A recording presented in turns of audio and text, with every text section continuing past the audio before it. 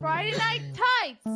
You're about to get frostbitten. Get him! Fasten your seatbelts. It's gonna be a Bumpy ride. All you geeks and gamers better stop jerking off to me, okay? I smell like burnt hair and Julie.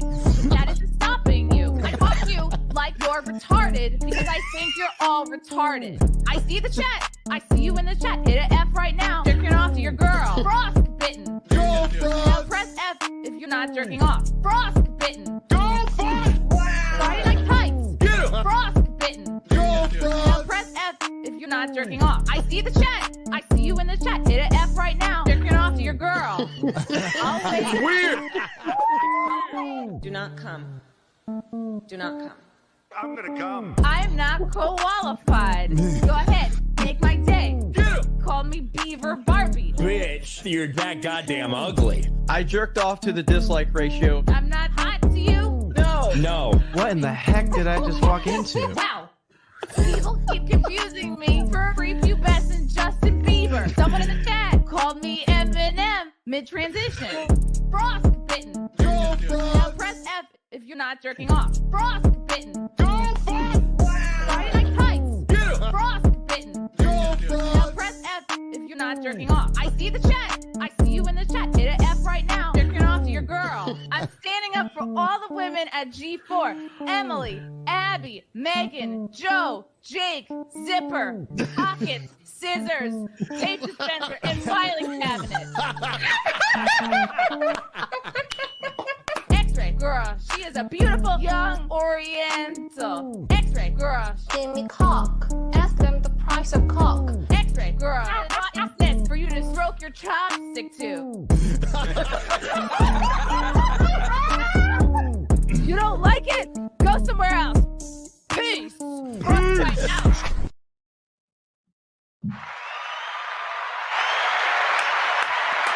Harry motherfucking Chan is legend. Legend. Let's do that again. Harry! I'm going to totally wake up my wife.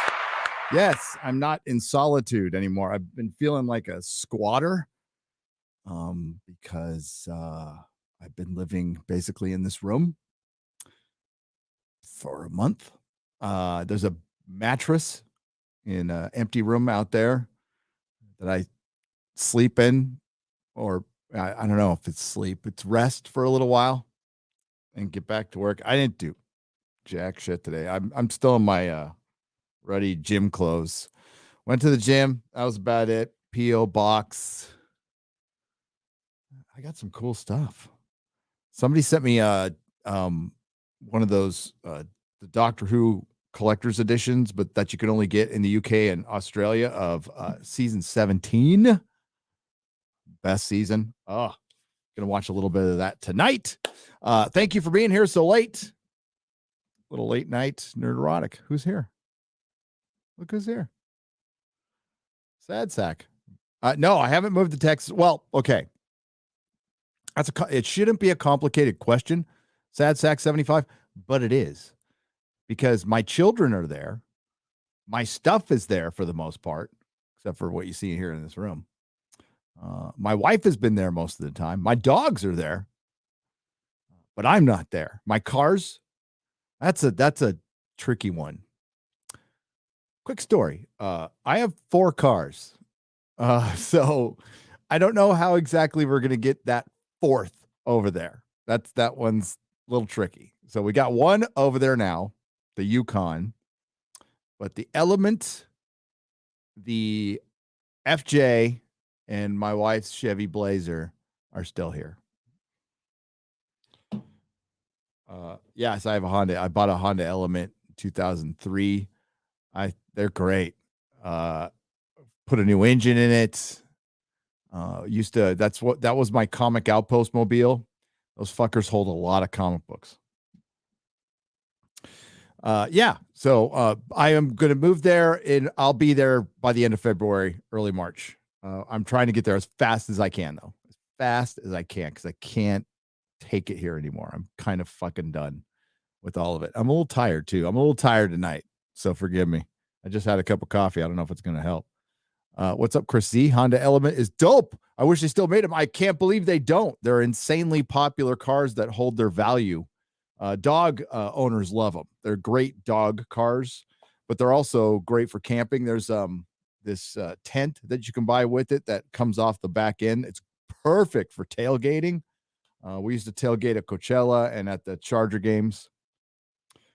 Speaking of Chargers, I'm debating on doing a Sports Wars video because Dean Spanos, the owner of the Chargers, is getting sued by his nephews because apparently he misappropriated some funds during the move to LA because they owed San Diego like $650 million in relocation fees, and they didn't have the money. And if they're forced to sell the team, I would laugh. And I'd actually come back to the NFL if Spanos was gone. I'd probably come back. I still peek in once in a while. Watching Aaron Rodgers lose tonight was amusing. To the Niners, to Garoppolo.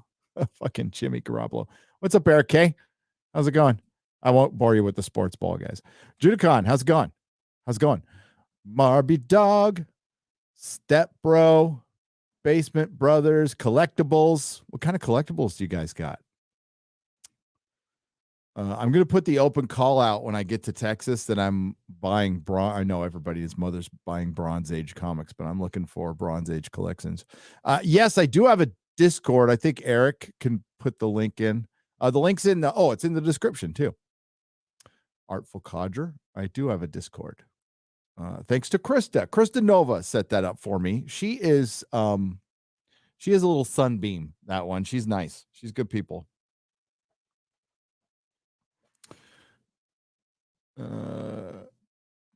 Kids and dogs first. You're right, Lance. Good eye. Good eye. I know I'm going to get some Aussies in here tonight. I really appreciate that because I see the sentiment from a lot of Texans and Floridians and Tennesseans. Is it a Tennessean? And you guys have every right to say, don't move to my fucking state and make it your state. So I will swear a blood oath. I will straight up blood oath that I will not bring California with me. I will exercise my California, except for the fact that I love guacamole and pineapple on pizza. I will not bring California with me because I don't vote like a Californian. For the most part, like on the important stuff, right? I vote against every tax proposal. Anything that limits freedom, I'm pretty much against. Now, that some people might disagree with me on some issues when it limits freedom, but none of it will be anything that would push forward any progressive ideals when it comes to the economy, the important shit. I don't think the state should be dictating social issues at all of any kind. I think the state should stay the fuck out of people's rooms and stuff. I'm not a fan of the weed, of the 420. I think it's especially the current version of it. I get a lot of crap for this, but the synthetic versions of it, I think are something that let me put it this way: people can't drive very well on it, and that concerns me. I don't mind if you stay at home and fucking get as high as you want. I think it should be legal, but I don't think it's good for you. It's not good for me. How's that? We'll just you do what you want. But when it comes to economic issues and stuff, I'm very, very, I don't know if conservative, libertarian, like leave me the fuck alone. I just want to be left alone. And I think you want to be left alone too.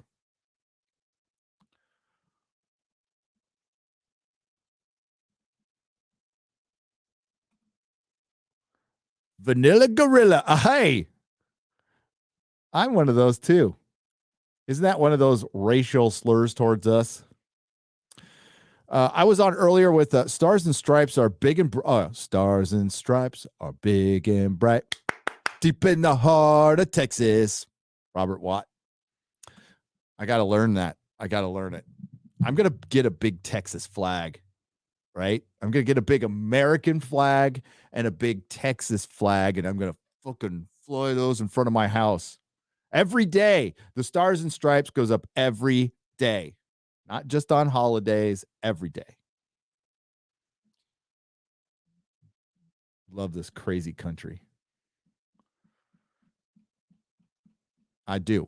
What do we got here? And by the way, this is a square up. We're gonna start with Friday Night Tights, and I'm gonna go as long as I can. Again, the coffee's kicking in. It's feeling pretty good right now. To be honest with you, I took a little nap after I was on Sporking. I love Scott. I love him to death. He's a really good guy, and I got to talk. I got to talk to George. George, George has got his channel now, and he just doesn't call me anymore. Doesn't message me. He's too busy with his channel. No, it's cool. I understand. I totally get it. Once you get into the channel thing, now George knows. Now he understands, like how much work it is and stuff. But I'm really proud of him. I got to talk to Mark with a C. What a good dude that guy is. Criminally undersubbed. That guy. Go check out his channel. Just gets right to the point, man. And Nick. And Mad, and I know I'm gonna. Tom, got to talk to Tom. It's been a while since I talked to good old Tom. Hope he's doing well. And I know I'm forgetting somebody. Mr. Grant Gregory, newly sober. So proud of him. And I'll just tell him one day at a time. Don't worry about tomorrow. Don't worry about yesterday. Especially in those first 90 days, staying sober is the most important thing in your life. Don't worry about if you crave some sweets. Eat some fucking sweets. If you're smoking, don't worry about quitting smoking. Smoke away. Smoke them if you got them. Just get sober. Worry about the other shit later. I smoked like a fucking chimney. All right. So we got here. Quick question. Quick story from Michael Storm. These are 5. What's a BGN? Is it Belgian? Maybe. Is it better to sell single issues bagged and boarded or just normal? I've seen comic stores do both ways, but which is better? It depends on the issue. I would bag and board everything unless it's honestly modern trash. I wouldn't bag and board even the variants, unless you're going to sell the variants quick. It just depends on what you have. Anything over 20 years, absolutely bag and board it. I bag and board every single issue I have, but that can get expensive. That can get really expensive. And I use archival like Mylar. If you've got the money, I mean, like a pack of 50 Mylars can cost like $30, $40. That's ridiculously high, but you don't ever have to change them again. You get acid-free boards, you get Mylar. If you can't, just get the poly bags and remember to change it every 5 years. And do it to the way you collect, the way I suggest you collect. Collect what you like. Collect what you like, because generally, if you're like looking to have something that might be worth something someday, you'll pick something that's worth something someday. And that is through reading the story. See, speculators, for the most part, don't read the comic books. And the readers always have the advantage because they know what issue has that secret first appearance, like Miss Marvel number 18, which is technically the first appearance of Mystique, although she wasn't Mystique in that issue. She was Raven Darkholm.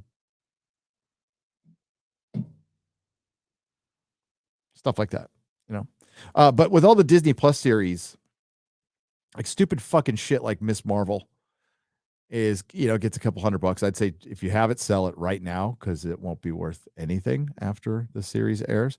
By the way, speaking of Disney Plus, I think I just read something. It hasn't gotten out yet, but I think Secret Invasion might be delayed. And same with What If. I thought Secret Invasion was going to be animated for some reason. I don't know why it was in my head that was going to be animated. And that, if it is, that might be the cause of the delay. Animated stuff takes a long time. So I would, depending on your budget, bag and board the most valuable stuff and the stuff you love.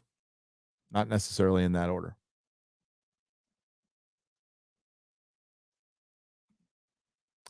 America's frontline doctors and nurses are marching on D.C. Sunday to end mandates. Canadian truck drivers have staged a convoy. Hail. Good for them. They're not being let into the United States, and neither are the Mexican truck drivers.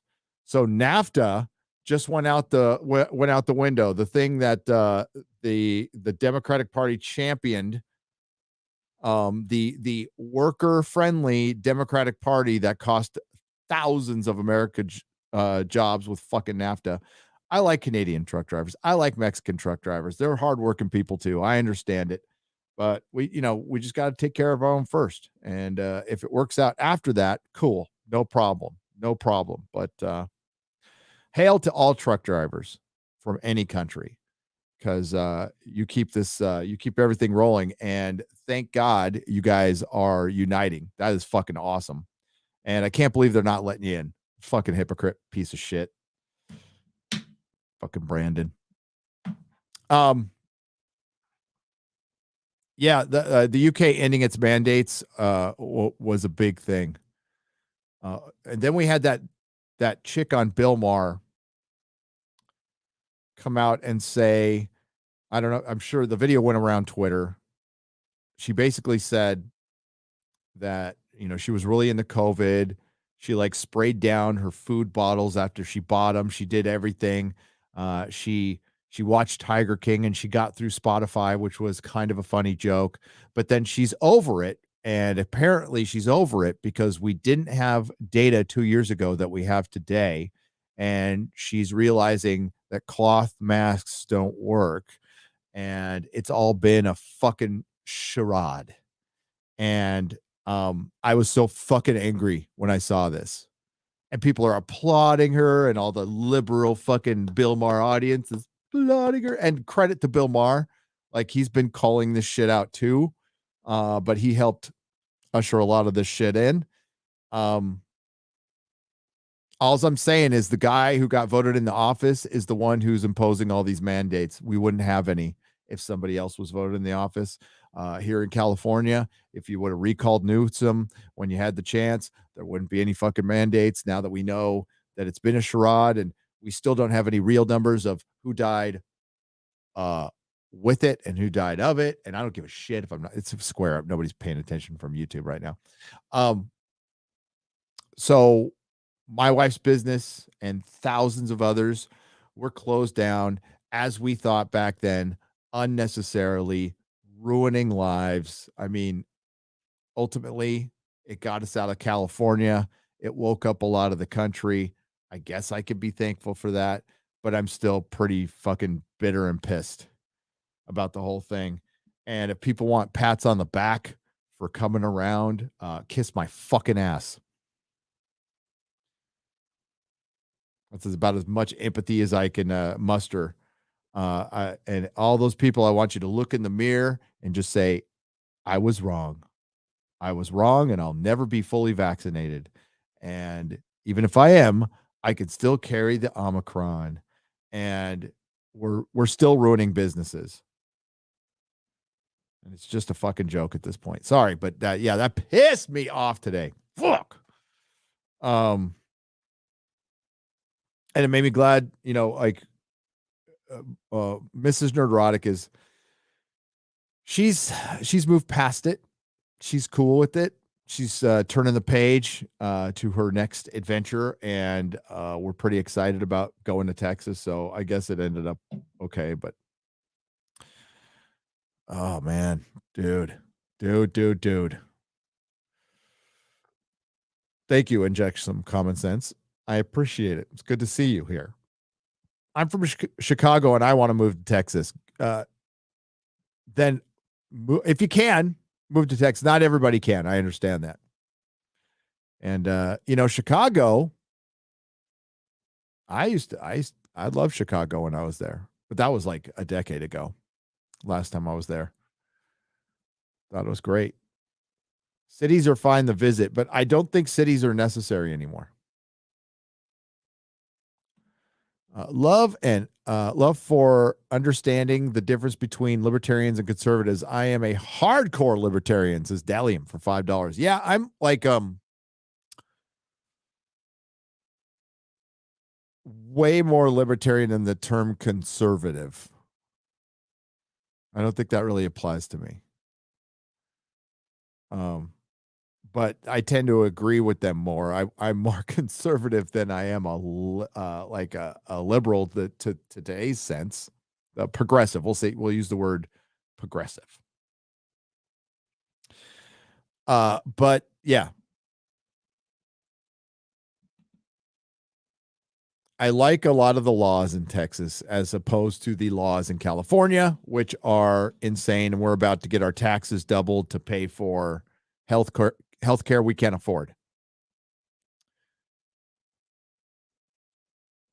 And thanks for the super sticker. Thanks, Delium, for $5. I appreciate it. Scottish Nerd, thank you for the $1.49 super sticker. It's good to see you. What's going on? No, we're just doing a square up. Keely, how you doing? Welcome. Constitutionalist here. I'm got nothing against that. Love the Constitution. I like freedom. I like the Constitution. I like carne asada, burritos. And I don't really like government very much.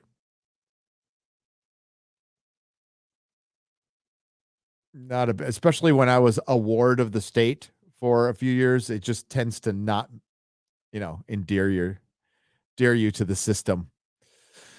All right, let's get going on this. Before I go. Yeah, I agree with that too. That's the part of the Libertarian Party I adore. Mind your own fucking business. Mind your business. Okay, so we got Declan Lyons for $10 says Oscar Isaac's accent is like the roadies from Wayne's World 2.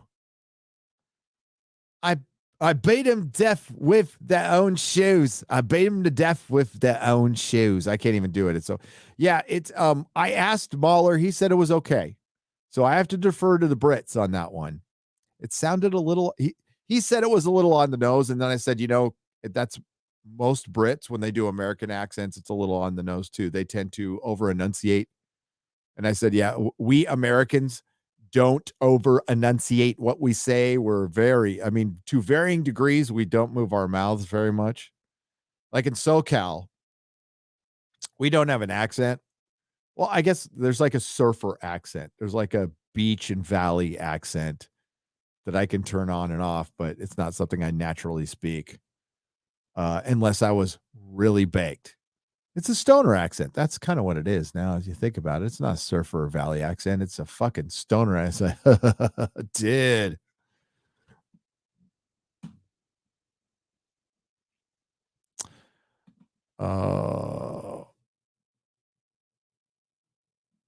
Carlos Estrada for $5 says, I'm at the part where y'all talk about the different companies and their trophies. As a bit of a pessimist, I have a little doubt that Microsoft will do the same with Activision Blizzard and continue to add diversity and inclusion to their games. X Horizon. Yep.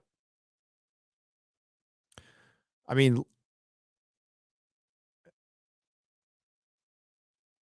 gaming is there's so much money to be made now, but there is an audience and there is independent game companies out there. So that is a good thing.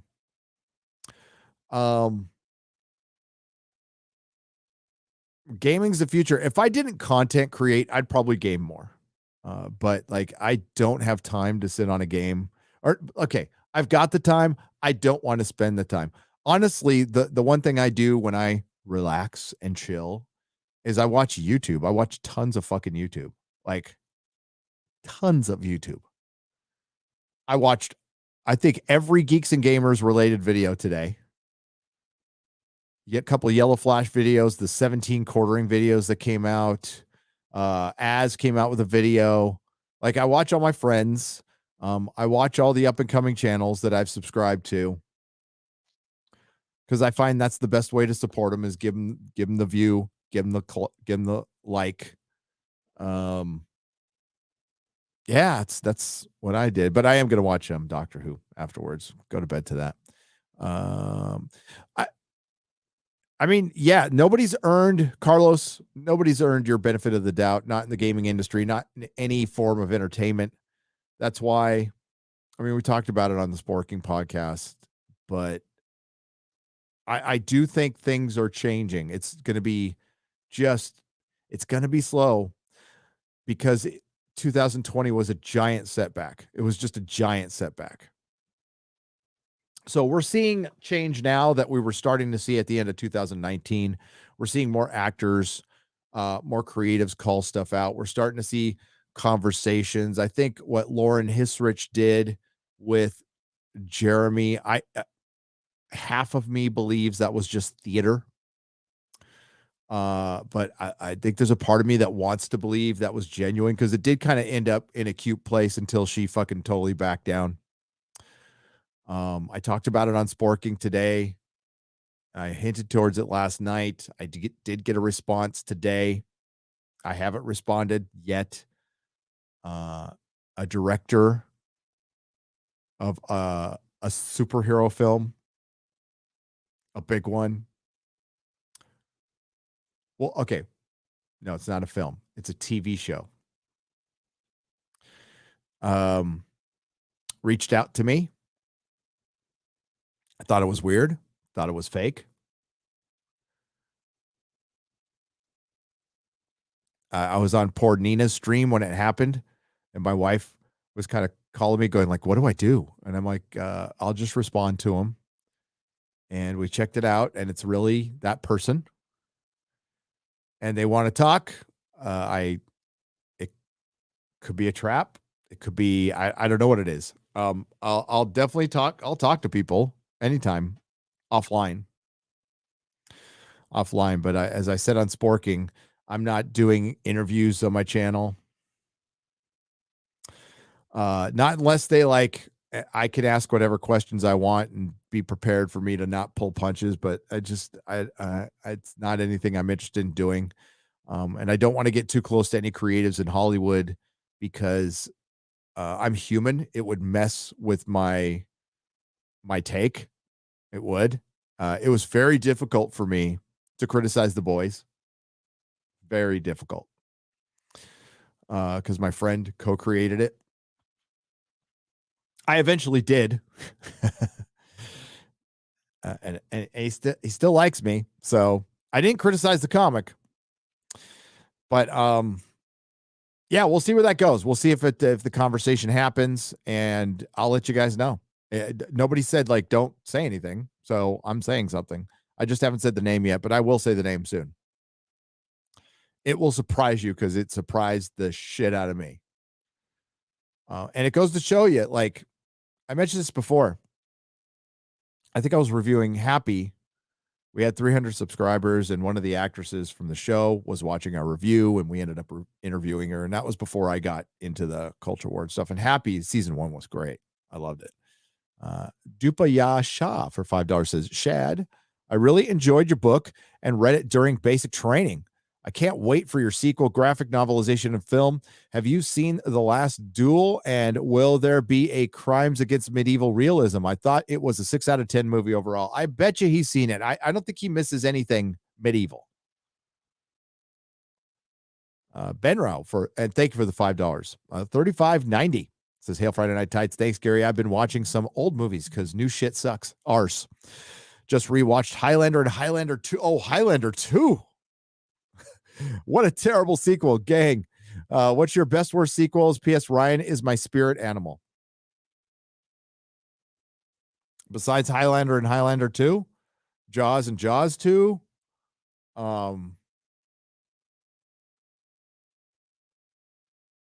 National Treasure and National Treasure 2. I still kind of liked it. I love National Treasure. I fucking love that movie. I have to think about it. And that's a third movie. It has to be a good movie that had a shitty sequel. Back in the day, every sequel sucked.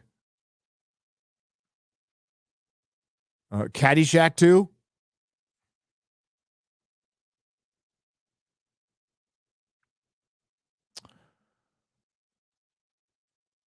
Obi 911 for $10. Comic question. Gary, have you ever read the book Black Summer by Avatar? And do you think it could ever be made into a TV show, especially amidst the political climate? All hail the Fellowship. Not anything from Avatar. No, I haven't. I know of Black Summer, but I haven't read it. I wasn't the biggest Avatar fan. It was like torture, murder porn stuff, and I just wasn't into that. Lord Cutler Beckett for $5. I can't pronounce that. Mix $100 message didn't paste correctly, so this is for him. Please read this for him. My father recently passed away, and I still come here to laugh and find a place. Oh, we did read that one. But we'll say his name again. John Damian Adderley. John Damian Adderley passed away. And X-Ray Girl was able to paste that correctly, but Ithamatics, I can't pronounce that name, but thoughts and prayers to your family. Know what it's like to lose a dad. Cambodia for $10 says, hi, yo. Just wanted to say thank you from me and my husband, Epic Eric. You all make Friday Night Tights feel we're just like hanging out with our best buds again. My father's name. My father's name was George. That's awesome. That's what it's like for us. I mean, I get to bullshit with my friends for 6 hours and 20 minutes, and that I'm burnt. I get a little burnt the next day. I do.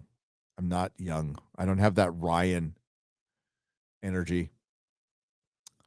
But thank you. Yeah. Thanks for all the kind words. The last 2 weeks have been brilliant. I don't know what the boost came from. Maybe it was G4. Maybe it was just, it's 2022. But we are happy as hell. And this morning, I went back and I read the chat for about an hour, the first hour of the show, because the way things go now, I can't see the chat that much. And the chat was just fucking brilliant. And I understand why, like, it's just a major part of the show. Alex Young for 1440, first time donor. Hail Friday Night Tides. Hail Shad. Love the recent stick video. Haven't laughed like that in a while. Keep up the big stick energy. Yeah, Shad's videos are fucking hilarious and so good. It just shame on me for taking so long to get them on. That's all I got to say. Taker 610 for $20. Thank you. Gary, I say we start calling Boba's ship Uyghur 1 because the idea of slavery is bad, but actual slavery happening now can just be ignored if you're Disney. Also, Tusken Raider 1 doesn't roll off the tongue, does it? No, it doesn't. I like Uyghur 1. I'm down with that, Taker 10. Taker 610. David Westbrook for 702. Greetings from San Antone, Gary. First time super chat. Ooh. Hail Friday Night Tights. Just picked myself up a bag of all hail, whole bean style, from Geek Grind Coffee. Looking forward to trying it out. Hope there's a local meetup in the future here in town. Yes, there is. I think the meetup order is going to go something like this: Texas, Vegas, Orlando. And they're going to be about 3 to 4 months apart. We're going to have an event coordinator take on the Orlando one. Jeremy's kind of taking point on that one because he's over there, but I'm going to definitely chip in financially. We are not charging. I think some people will be selling merchandise there, but there will be no tickets. And I mean, I can't promise anything, but what we're thinking is we're going to have some music. We're going to have some comedy. We're going to do some live streams and just hang out and maybe like go to the park. I'm not going to go to, well, I've never been to Disney World, but I fucking hate Disney. Maybe if somebody could get me in for free. But Universal, I want to go to. I am dying to go to Universal. Not literally, though. Thanks for buying the Geek Grind coffee, David Westbrook. That's awesome. Thank you.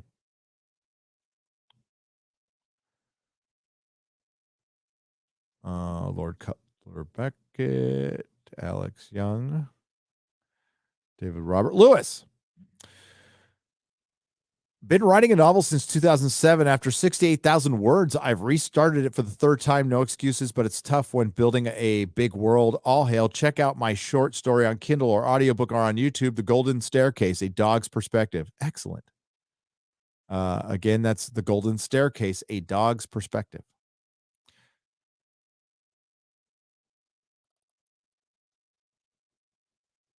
Yeah, it must be tough to world build. I would, I know like people like J. Michael Straczynski. Now this is for television shows. He starts with the Bible. I think that's probably the best way to go. Lady Greatmaster for $5. Shad, don't forget they also stripped Rand of his victory at the Gap and made a period joke. In this must be Wheel of Time. Perhaps the biggest spit in the face is when they completely erased Gareth and Morian and Seowyn.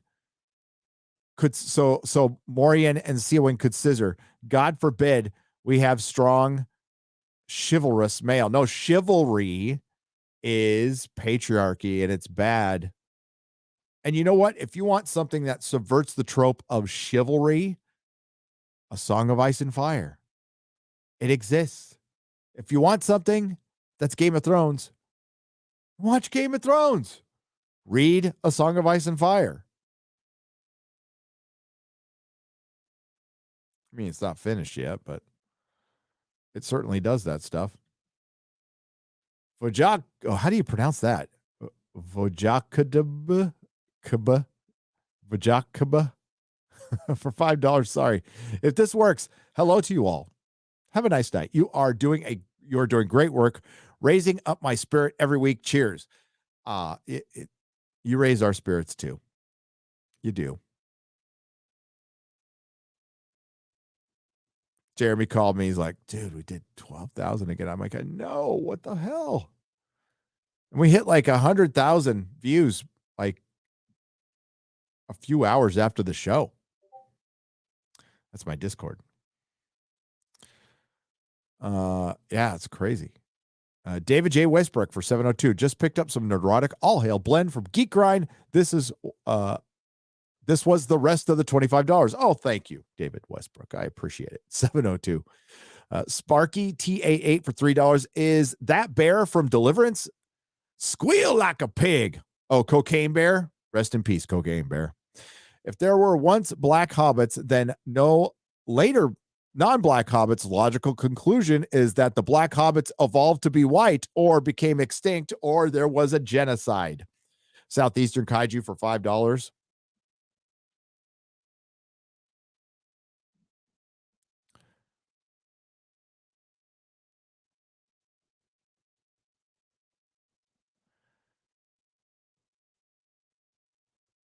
It makes no sense. And of course, I'm going to hear, I hate black people. I hate women.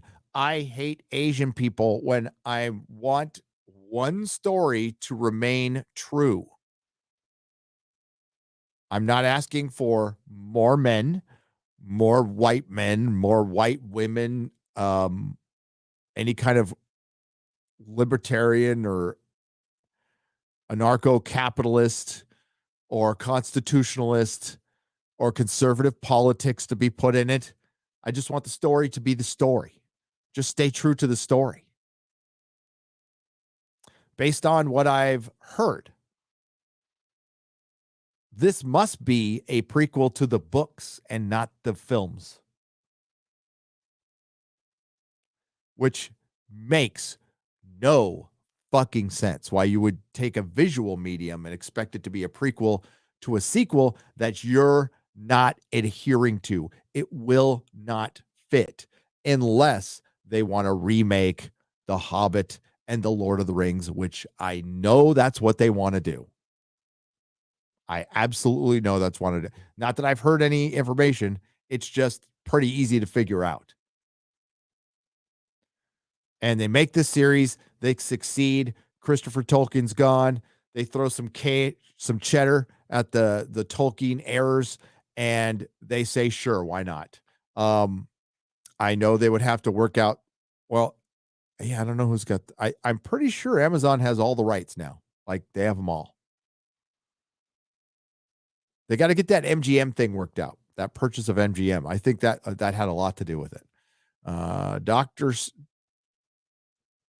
Dr. Insane for $20. First chat and first donation. The tragedy of the world is that men have given first-class loyalty to second-class causes, and these causes have betrayed them.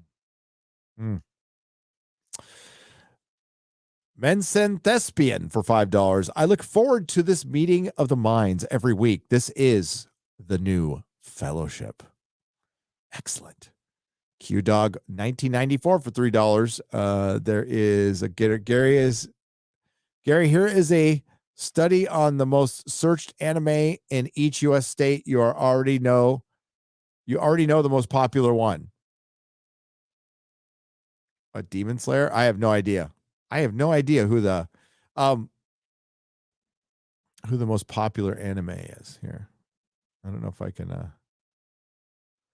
it's better not be porn.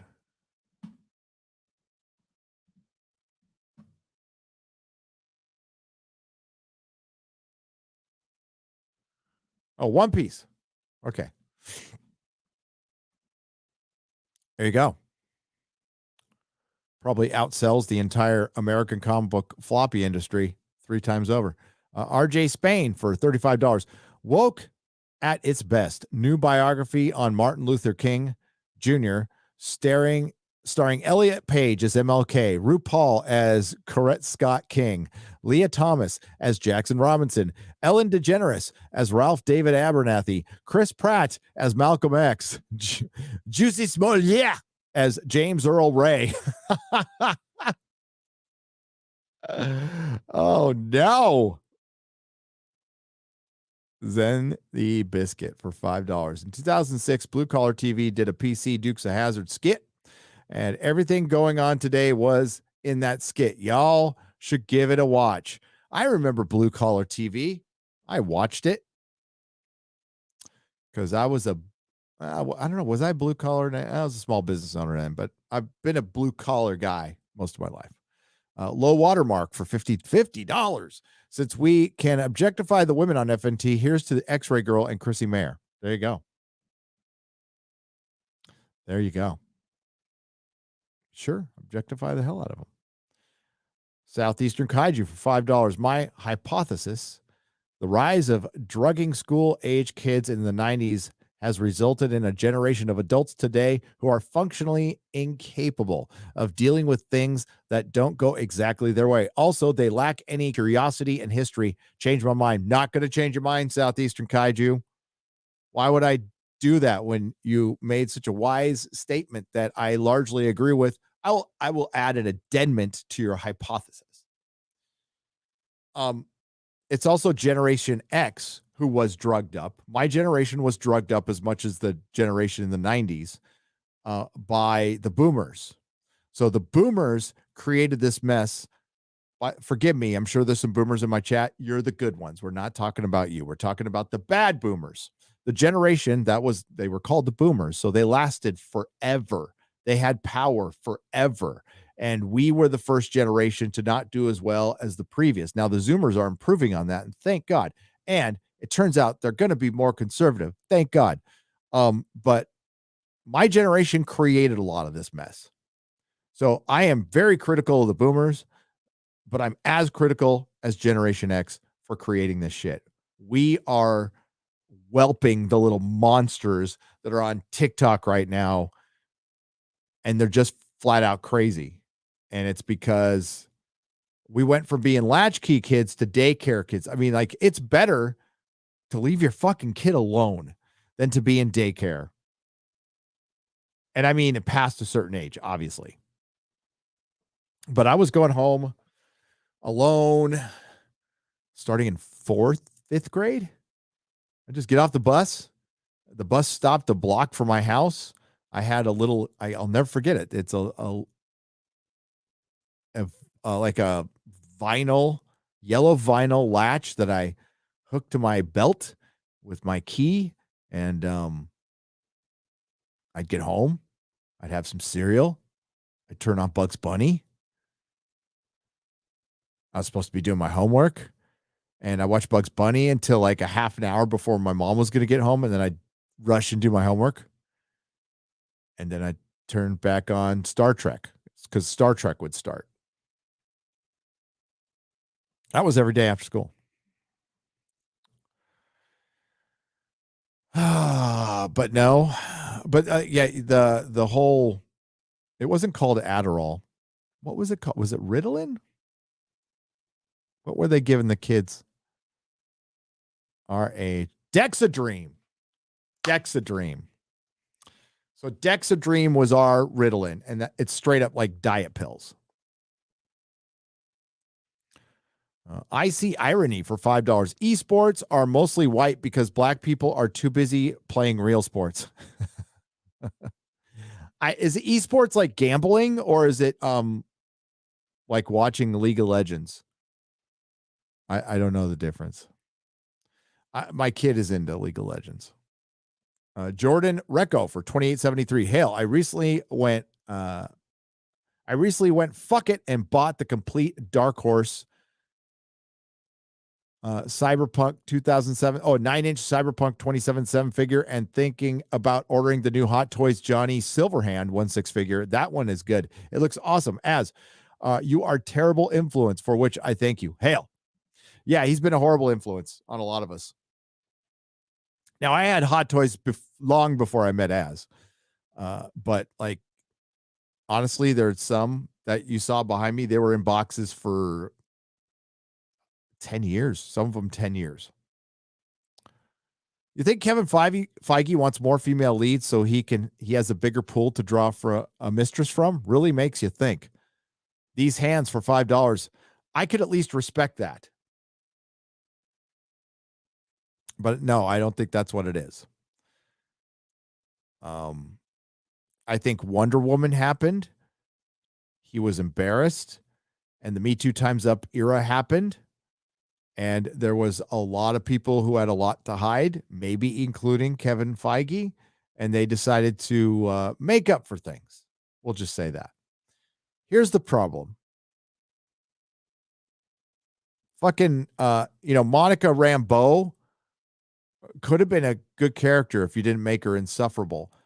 Wanda was fine until they made her insufferable. They even made Black Widow insufferable, but there's like great female characters. Invisible Girl, she's the best. To me, that's the first lady of Marvel. Medusa, which they fucked up. Moondragon. Black Cat. They do have two good characters. Nebula and Gamora are fucking great.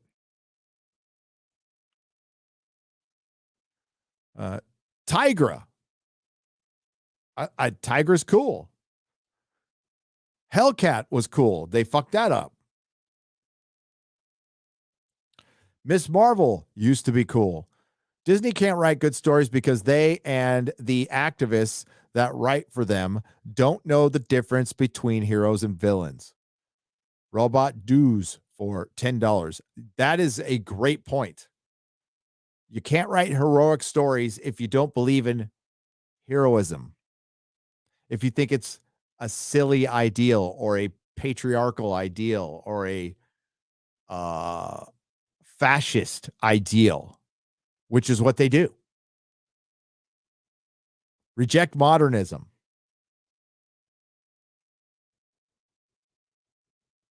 You know why I like Razor Fist besides him being just a fantastic YouTuber? Like great delivery. Everything is just fucking spot on. He has really good taste in shit. I trust his taste. Don't agree with him on everything. I know he doesn't agree with me on everything, but that's okay. G'day, mates. The only show I'm willing to get up at 5:30 a.m. on Saturday morning to watch live. Hell yeah, nerd fan for 1077. I'm glad I found this show. Gives me a massive lift every week. Such amazing creators, channels, and content. Thank you. You get up at 5:30 in the morning for us? We're not worthy, nerd fan.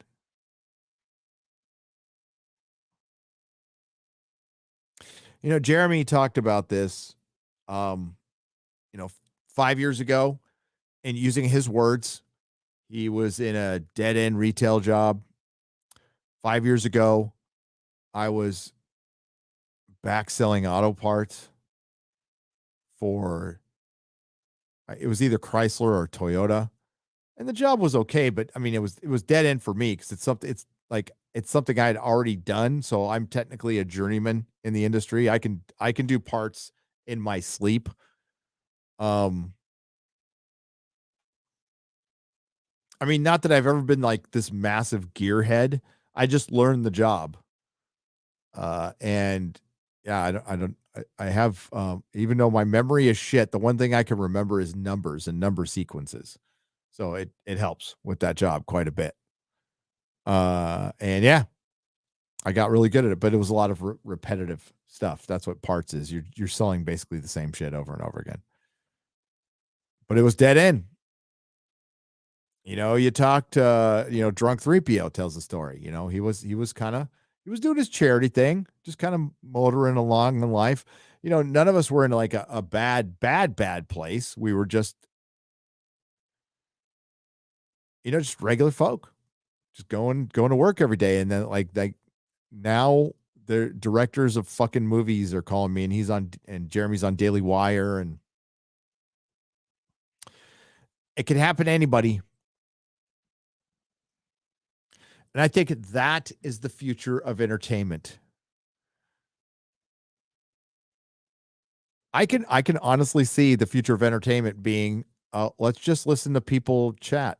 People do it all the time. Talk radio is huge in this country. It was a giant industry that generated billions of dollars. Rush Limbaugh became immensely rich. Howard Stern, the traitorous fuck, became immensely rich.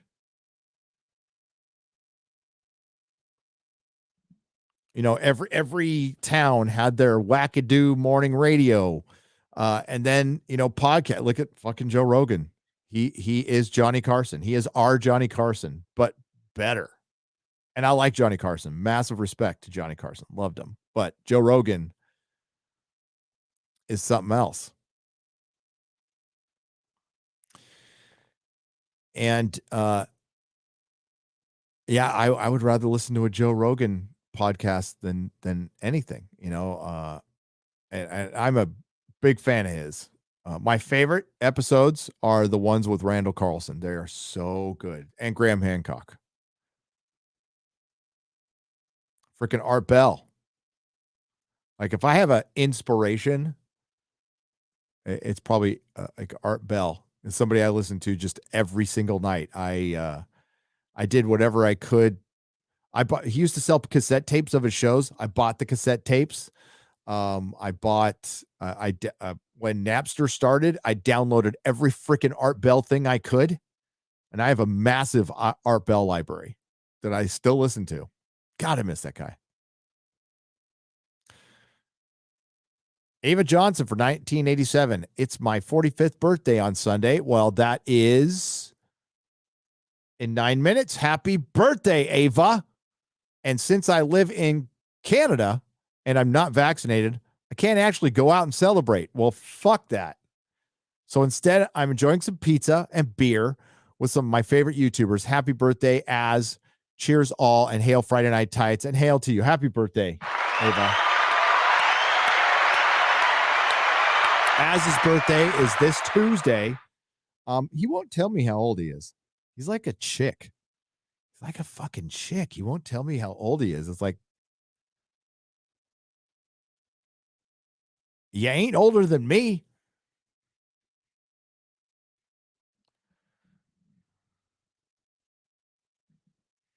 Anonymous ex BBC drone for $13.55. Hail Friday Night Ties first time donation.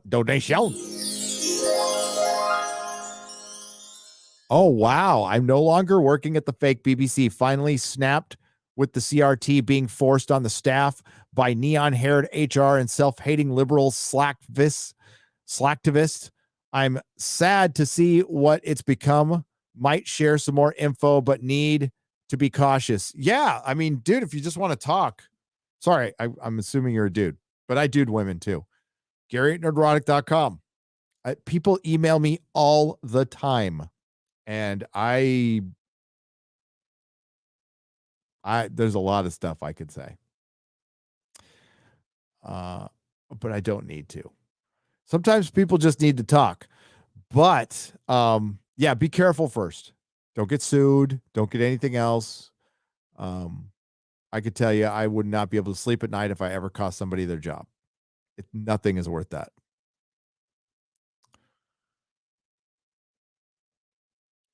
I know things. I've said this before, but I know things that could get me my first 1 million view video. Uh-huh. Can't say anything though. You're going to find out. You're going to find out some of what I'm talking about. You're going to find out in March. Frank Norris for $30. Hail, guys. Just wanted to say thanks for being there. Still under lockdown as the curfew in Montreal. Fuck that. Yeah, I see Viva's awesome, by the way.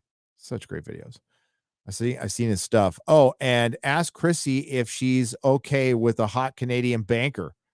Related to her lawyer comment, 5:05 Eastern time. Hey, if you make a lot of money, I'm sure she's interested. Right, Christy? Man, I just made her sound bad, but it's true. Not really. Maybe. No. Maybe. Okay, it's true. Trees. That's your name is Trees?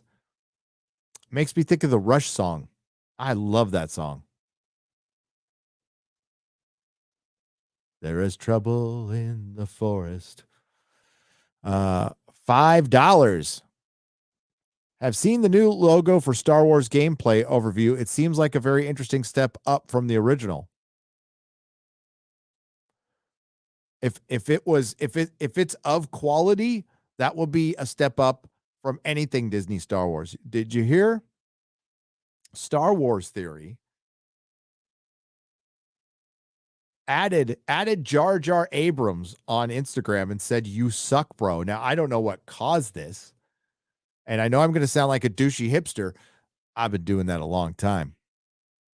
But welcome to the party, Star Wars Theory. You are now officially going to be a bigot, a racist, and a white supremacist because you have good taste.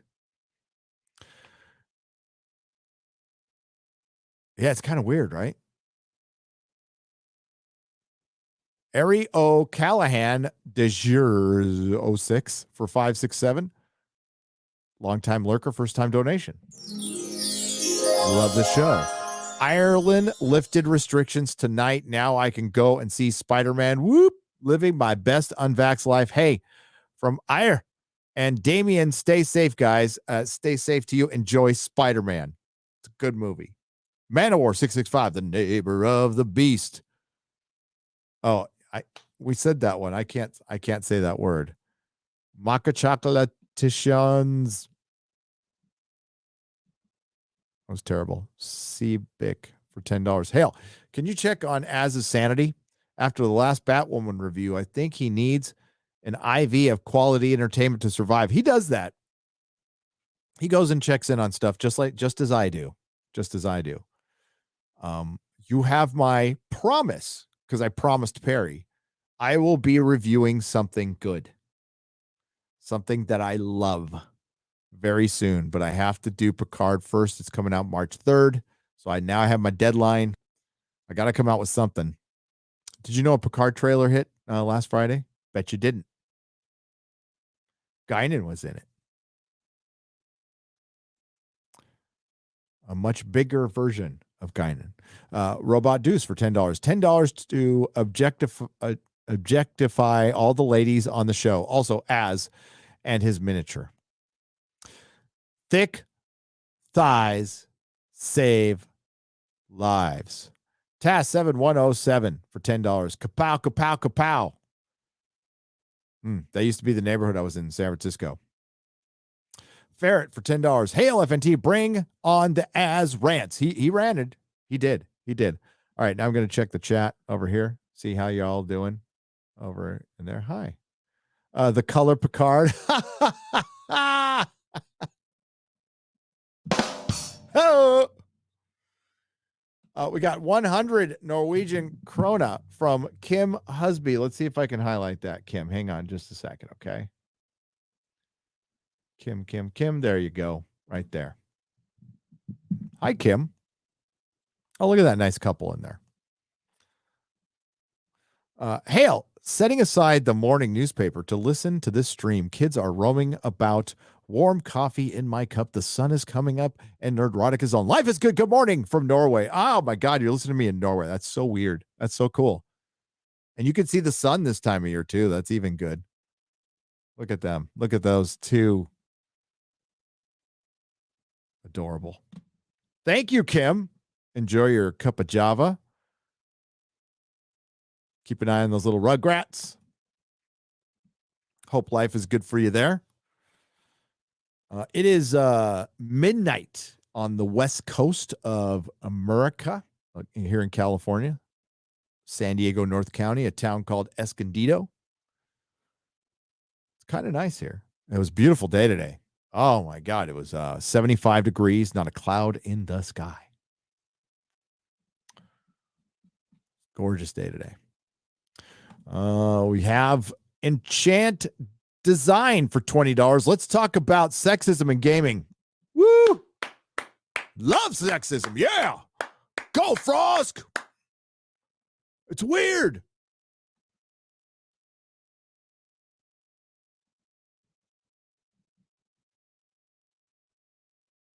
Friday night tights. You're about to get frostbitten. Yeah. We'll play it later. I played it at the beginning of the live stream. I listened to that because I couldn't listen to it at the beginning of the show because I go through OBS and I can't hear the audio through my OBS. I can see the waveform, so I know that it's on. And I saw everybody else laughing, so I didn't get to hear it until after the show. I was freaking dying. All I saw was the visuals, which were good enough.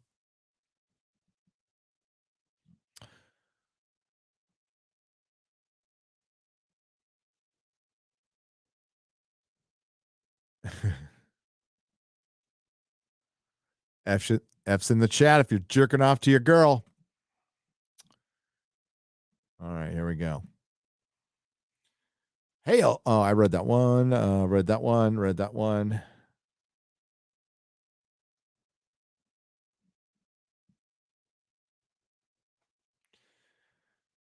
Shad, what would you do? What do you think about Brandon Sanderson's honest gut opinion is of Amazon's excrement that it's their wheel of... Shad, what do you think Brandon Sanderson's honest gut opinion is of the Amazon excrement that is their Wheel of Time debacle? I will, Man of War, I'll pass that on to him.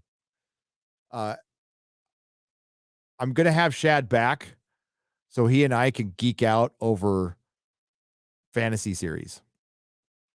And I'd love to have him back on to talk about House of the Dragon. I'm going to do a couple live streams prior to the series premiere, which I do believe is April. They haven't announced it, but it's pretty easy to guess because they're going to be using the Game of Thrones formula, which I knew.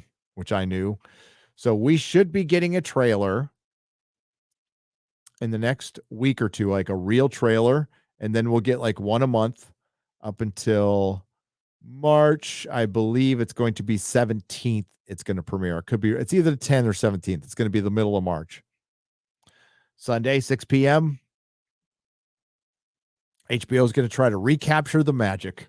of Game of Thrones. Good luck with that. Just good luck with that. Not my fault for $3. One, by the way, this is 3. Hail Friday Night Tights. I've been an avid viewer of FNT and the Real BBC for 2 years now, and thanks to Az, I heard that thing we're supposed to do now is to tell women how amazing they are. So here it goes. Chrissy, I thought it was amazing the level of intellectual dishonesty Ashton, Nina, and yourself displayed during your debate with Destiny. It was amazing watching you 3 gaslight, straw man, and completely mischaracterize what he was saying. It's like all the girls there, besides Lauren and Stardust, I have no idea what you're talking about. I have no fucking idea what you're talking about. So, have the comprehension level of a 7th grader. Nina even unironically said that Destiny was mansplaining at one point. I especially enjoyed the point at which you 3 tactically agreed with Thrad thought Brittany Venti that thought crime is a good idea. That is the kind of shit I would expect from mainstream media. I used to think that saying women should be seen and not heard was just a funny expression, but after watch that shit show that was on display, it actually gave the saying credence, except for Nina, who may be a 4 at best. Good job, Chrissy, and amazing work, ladies. It's a good thing most of you aren't ugly or flat-chested. Hail Friday Night Tights. Wow, that was nasty. Somebody pissed in not my faults, cornflakes. Is this over Destiny defending like some pedo shit or something? Like, I don't want to be out of line and saying that, because I really don't know what they were talking about. I know there was some pedo stuff being discussed and the debate got salty. That's all I know.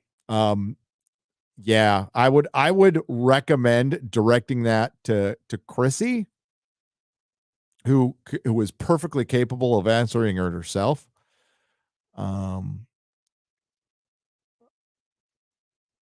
But yeah.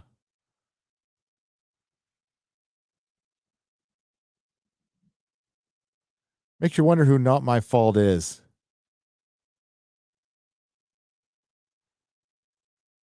Big fan of Destiny?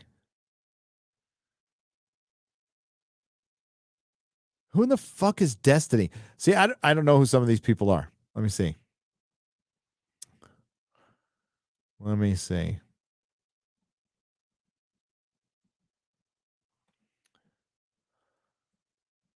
Oh my! I'm going to search Destiny on YouTube. What the fuck am I going to find? Destiny. I have with me in studio.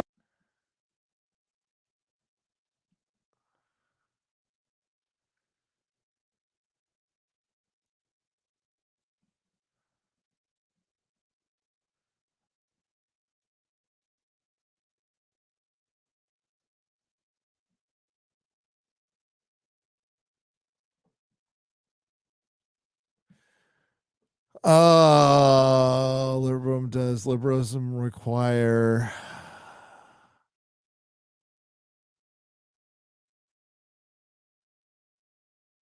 I have no idea. Was he like defending Vosh or something like that? I think defending Vosh is just not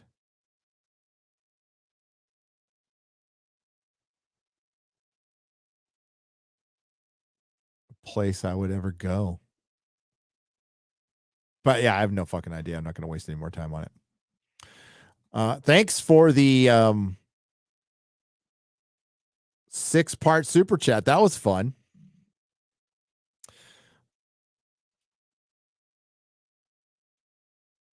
Nina's way better than a 4, my man. Don't let the bitterness get in the way of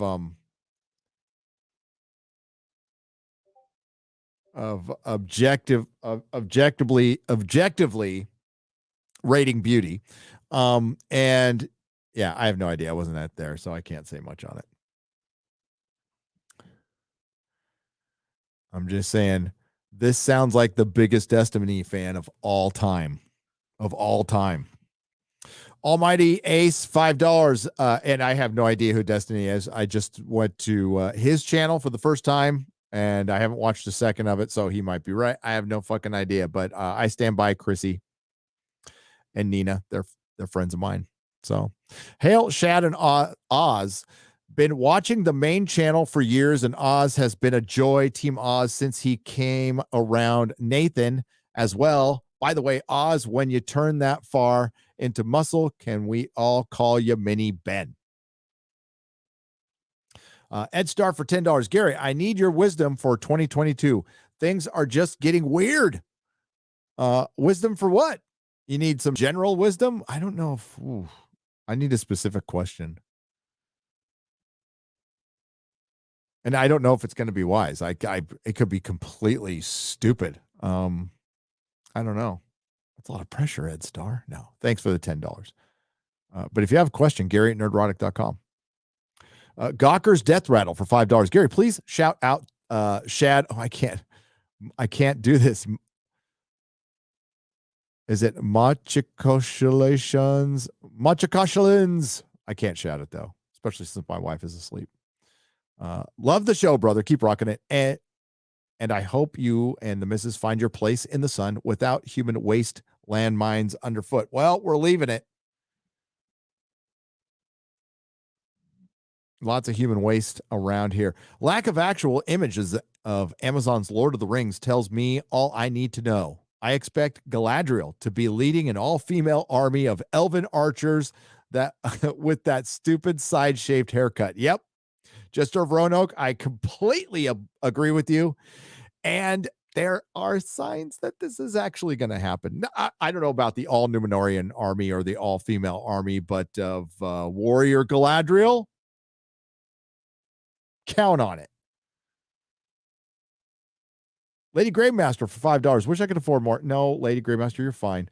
Then I remembered you'll probably buy pineapple pizza with it. I did last night, and I fucking ate it, and I enjoyed it. I don't feel so bad. LOL. Word around the Shire is Bezos is not happy with the Rings of Power. Didn't trend very long, or that people thought the title reveal was cheap CGI.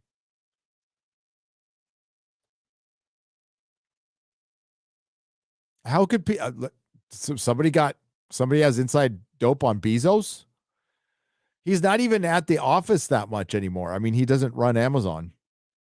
So yeah, I can't imagine he's happy. He ain't going to be happy with my video tomorrow. I promise you that. But I'm going to be happy with it because I'm speaking my mind. And I said this when it was announced. I want to say it was 3.5 years ago. I will dedicate my entire fucking channel to bringing down Amazon if they fuck this up. Doopy a shot for $5. Hello. Shad, I really enjoyed your book, which I read during basic training. I read this one already. That got doubled up. All right. For X-Ray Girl, we do this. And then we go back to the chat. Hello, everybody. Bezos is Lex Luthor. Yeah. Hey, I'll read every super chat, and I respect the super chats, and I respect what that person says, but I got Chrissy's back. I got Nina's back. I don't know the other young ladies who are on the live stream. I do remember hearing some fallout from it, but I heard everybody complaining about Destiny. That's what I heard, and I thought I don't want to put words in his mouth, but I thought it had something to do with like a cuties type of argument. I could be wrong on that one, and I don't want to put Destiny in a bad light because he has a right to his opinion, of course. And again, I don't know the guy, so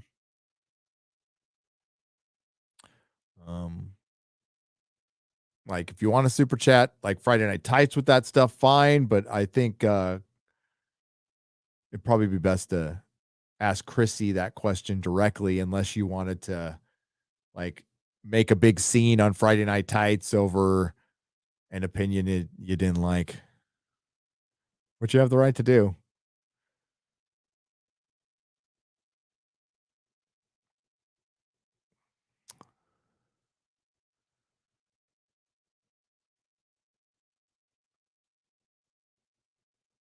Don't worry, Brandon Sanderson will. Don't worry, Brandon Sanderson will finish a Song of Ice and Fire. Will S for $5. Mayor Death Starweaver for $10 says Shadversity and Friday Night Tights. That's why I self-publish. Yes, yeah, because the publishing industry is fucked, and it's easier to self-publish now anyway, and you can make a lot more money doing it. Now it's tough getting the word out, but honestly, there's so much white noise now. Even through a publisher, it's tough getting the word out. And you're getting the word out to people that might not that might not be your crowd. That might not be your crowd. You know what? It'll be better eventually to, I don't know, make the rounds on live streams, I guess. That would be it. Books are a tough sell. They're an extremely tough sell. They're the easiest thing to create by yourself because all you need is yourself. You don't need an artist or anything else. You probably need an editor, but they're the toughest sell.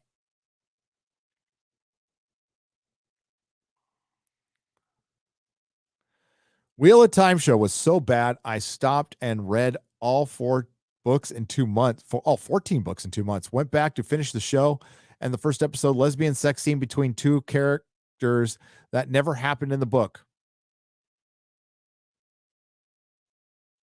Lick Ricotta for $10. That's ridiculous, but yeah, not surprising. John Thomas for $10. Dragon Mount fan site bounced me because I called it woke trash, especially because Morian tells the 5 of them one is the dragon. Oh, yeah. Well, you're welcome here. You're welcome here, because if Lord of the Rings is woke trash or House of the Dragon is woke, because we have I'm not supposed to bring this up. I'm not supposed to bring up that there's a Black Valerian in House of the Dragon. And I know George has signed off on it, because what else is he going to do? Is he going to say no? No, you can't have a Black Valerian. You could have race swapped any other character. By the way, George has black people in his story. There's Summer Islanders. There's the Unsolid. There's Marine. There's Essos. All of Essos. They're it's.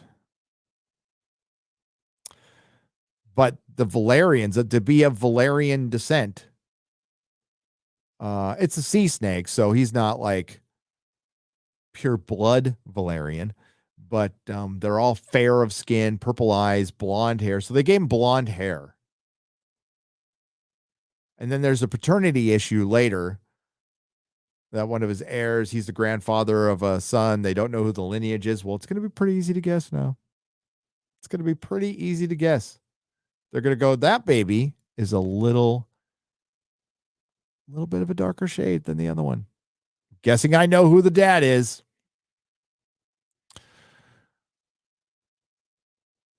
When they could have made any other family do it.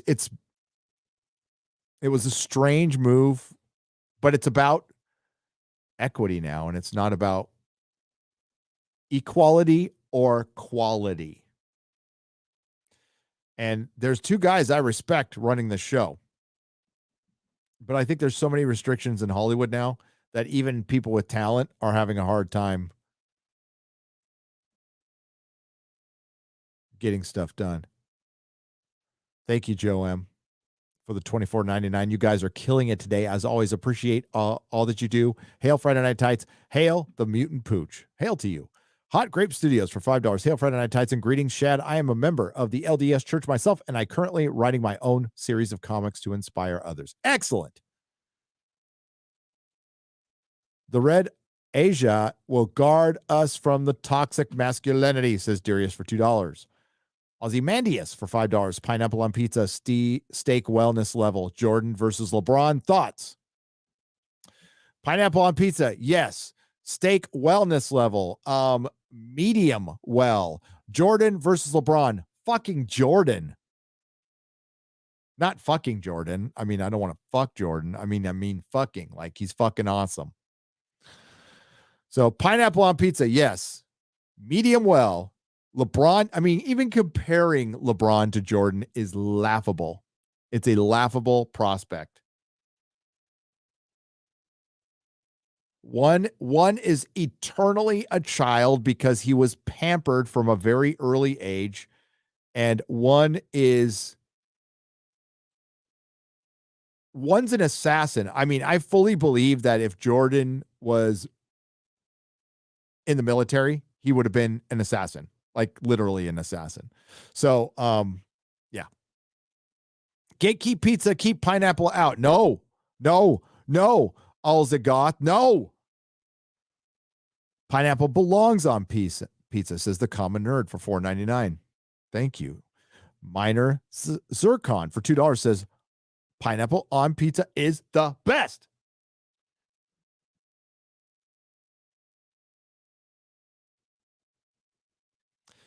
It's got to have the jalapenos with it, though. So you got the sweet, you got the spicy, you got the, I guess the salty, the savory.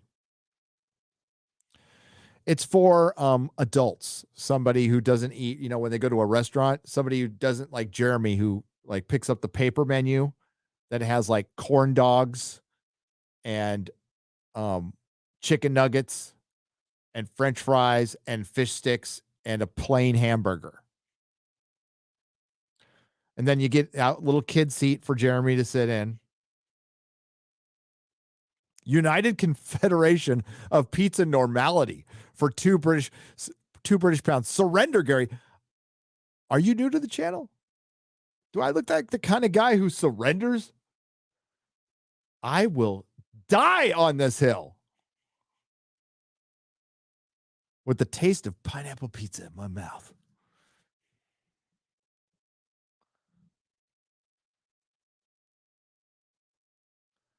Centervez Gaming for £4.49. A question to you, Gary. What got you into comics and who are your heroes? What got me into comics? Easy. A comic book. I purchased it. I'm going to point in the right direction about 6 miles that way. 6 miles that way is west. I am in Escondido, the next town west of me, because Escondido is kind of inland North County. We're about 14 miles from the coast here. Then there's a town called San Marcos, and then there's Carlsbad, which is right on the beach. San Marcos, on Rancho Santa Fe Road in San Marcos Boulevard, little corner, there's a 7-Eleven. And in 1975, I went to that 7-Eleven, had a quarter in my hand, and my mom said I could buy a comic book. And I think this was pretty much the first thing I bought on my own. So I picked up the comic book, and I went right for Spidey because I'd seen Spidey before on the Electric Company. So I saw Spider-Man. I'm like, ooh, I know that guy. So I picked it up. Didn't know how to read very well, but I just back and forth. It was Marvel Team Up number 42, Spider-Man and Vision. Spider-Man has always been like my first and favorite hero. I've soured on him of late because of what Marvel did to him, but I'll always love Spider-Man. But my favorite hero right now is Daredevil. And it's just because Daredevil had a run, and I'm not talking just Frank Miller and Nocenti, just all through the 80s was fucking great. It was just great. All the from 1981 to 1990, Daredevil was fucking awesome. I was also big into the galactic superheroes. So I like my street superheroes, but then Warlock is one of my favorite heroes. I like some of the weird ones. So Ghost Rider, Warlock, Silver Surfer, Jim Starlin. I loved him when I was a kid. John Byrne's Fantastic Four run might be like the single most pure run of comics ever. Just it was Kirby Volume 2. It's not. I would say John Byrne's run is just as good as Stan Lee's and Kirby's. Yes, I said it. because Byrne loved writing. He still does. Like, he never wanted to fucking write scripts or go to Hollywood. Dude just wanted to write and draw comics. And he was the best for the longest time. A salty guy. He's got a wicked sense of humor. Got in a little trouble on a forum many, many years ago. Said Jessica Alba looked like a Mexican hooker or something like that when they cast the Invisible Girl.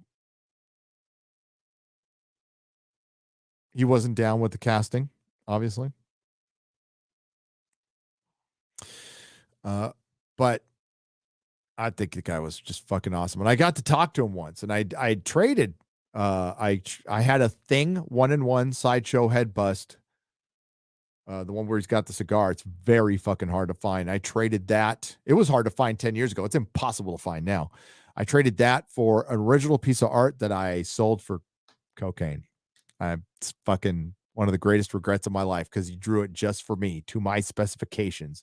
I wanted a picture of Spider-Man, Batman, Black Cat, and Catwoman on a double date on top of a building, and he drew it like it was going in a comic book. It was fucking awesome.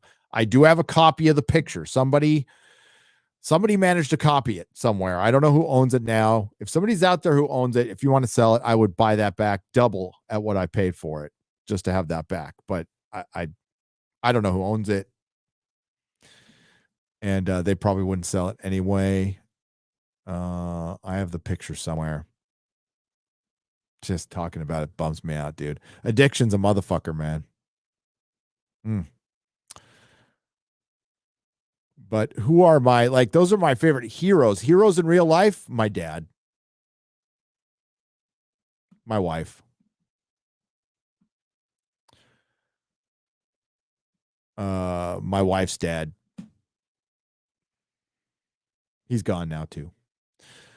All hail the fellowship. All hail the chat. Thanks for the boost, Gary. The support has got me making videos almost every day. This woke bullshit has to be called out. Is anyone else excited for the new Rocketeer stuff coming out? Common Nerd, I wish I was. I love the fucking Rocketeer. Dave Stevens, one of the greatest comic artists ever.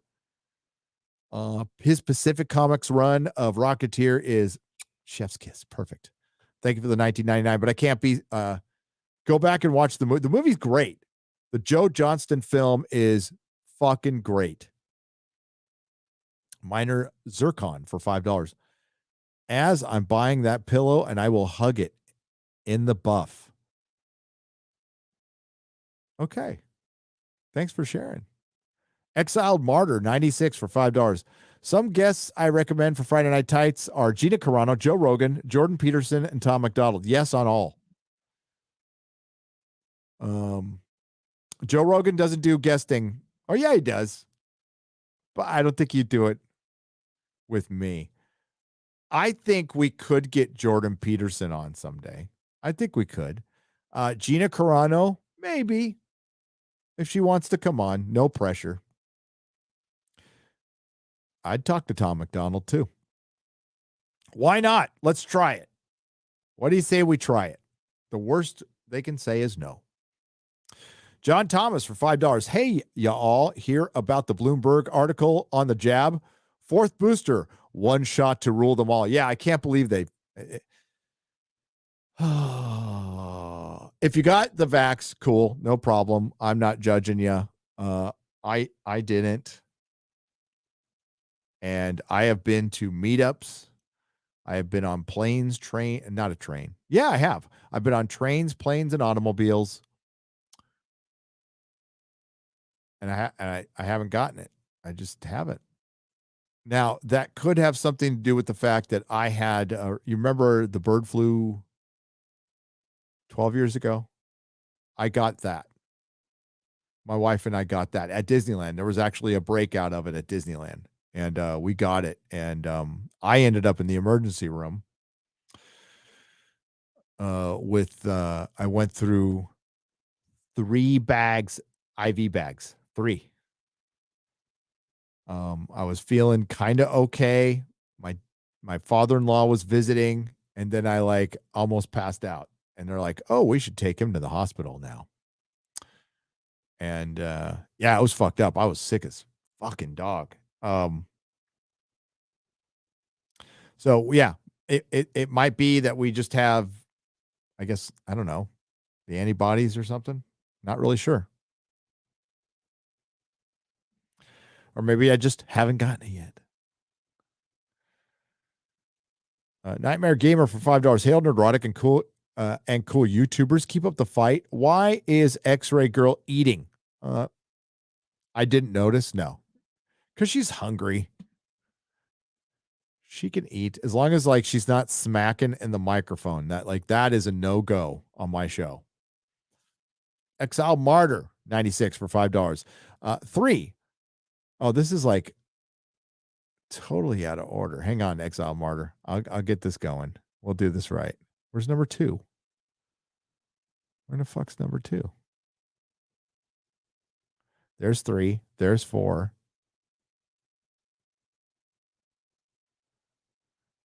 There's 1. Did I read it already? Oh, I am too tired to figure all this stuff out. Here, we'll just make it easy on myself.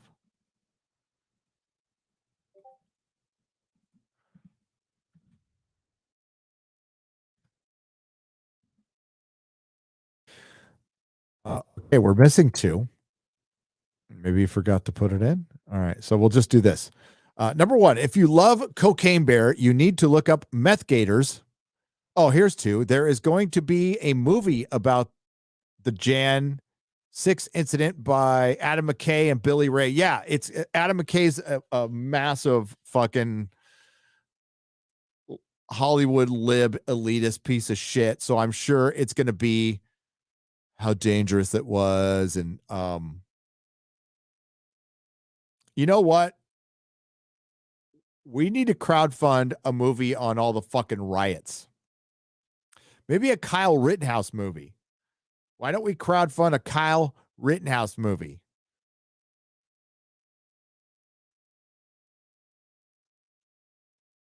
And we could call it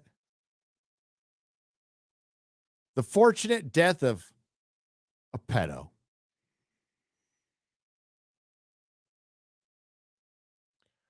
One Night in Wisconsin. I don't know, whatever you want to call it. I recommend a listen to a song called Zombified by Falling in Reeves. It's a song that fights against cancel culture. Some guests okay, I read that one already. So thank you for the 3 $5 super chats. Exiled Martyr 96. I appreciate it. And hey, those guest suggestions, fucking awesome. I would yes to all of them. John Thomas for $5. Hey, I want to get Alex Jones back on. I want to get Alex back on. Hey, y'all, hear about the Bloomberg article. I read that one. Hail Nerdrotic, cool YouTubers keep with the fight. Read that one. I am Bear now, says Trash Panda for $5. You been Bear? Hail Friday Night Tights. Best way to start the weekend, says Oscar Ramos for $5. Derek Mullins for $5. I'm dealing with actors and actresses right now. I think running outside and putting dirt and rocks in my mouth would be less painful. Oh, yeah. Could you imagine? I mean, like, I'm sure some sets are fine, but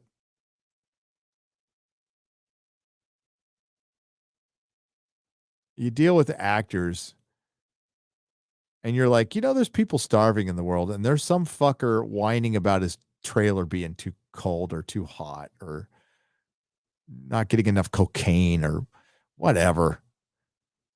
It's like, you're pretending, dude. I would just be happy all the fucking time. I'd just be like, I'm getting paid to pretend.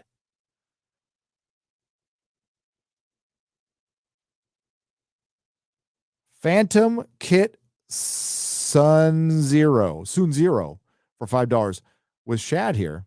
What's everybody's weapon of choice? No matter how impractical, like a dragon scepter from the 2000s D&D movie. That's such a good question. I should save that one.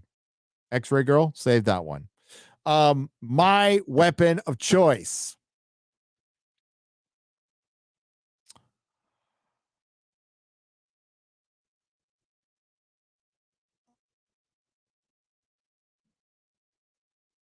I mean, I love a good sword. I also like Wolverine's claws. It's good to have that. Weapon of choice. Do I have a favorite weapon?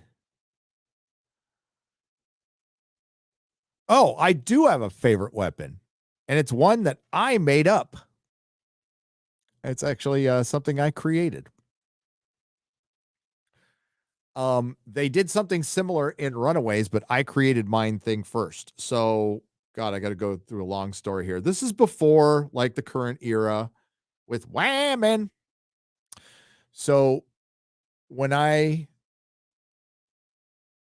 started my comic store, we had a mascot, and she used to be on the channel thing. People used to ask me who that was, and it's her name was Cosmic Crater Girl.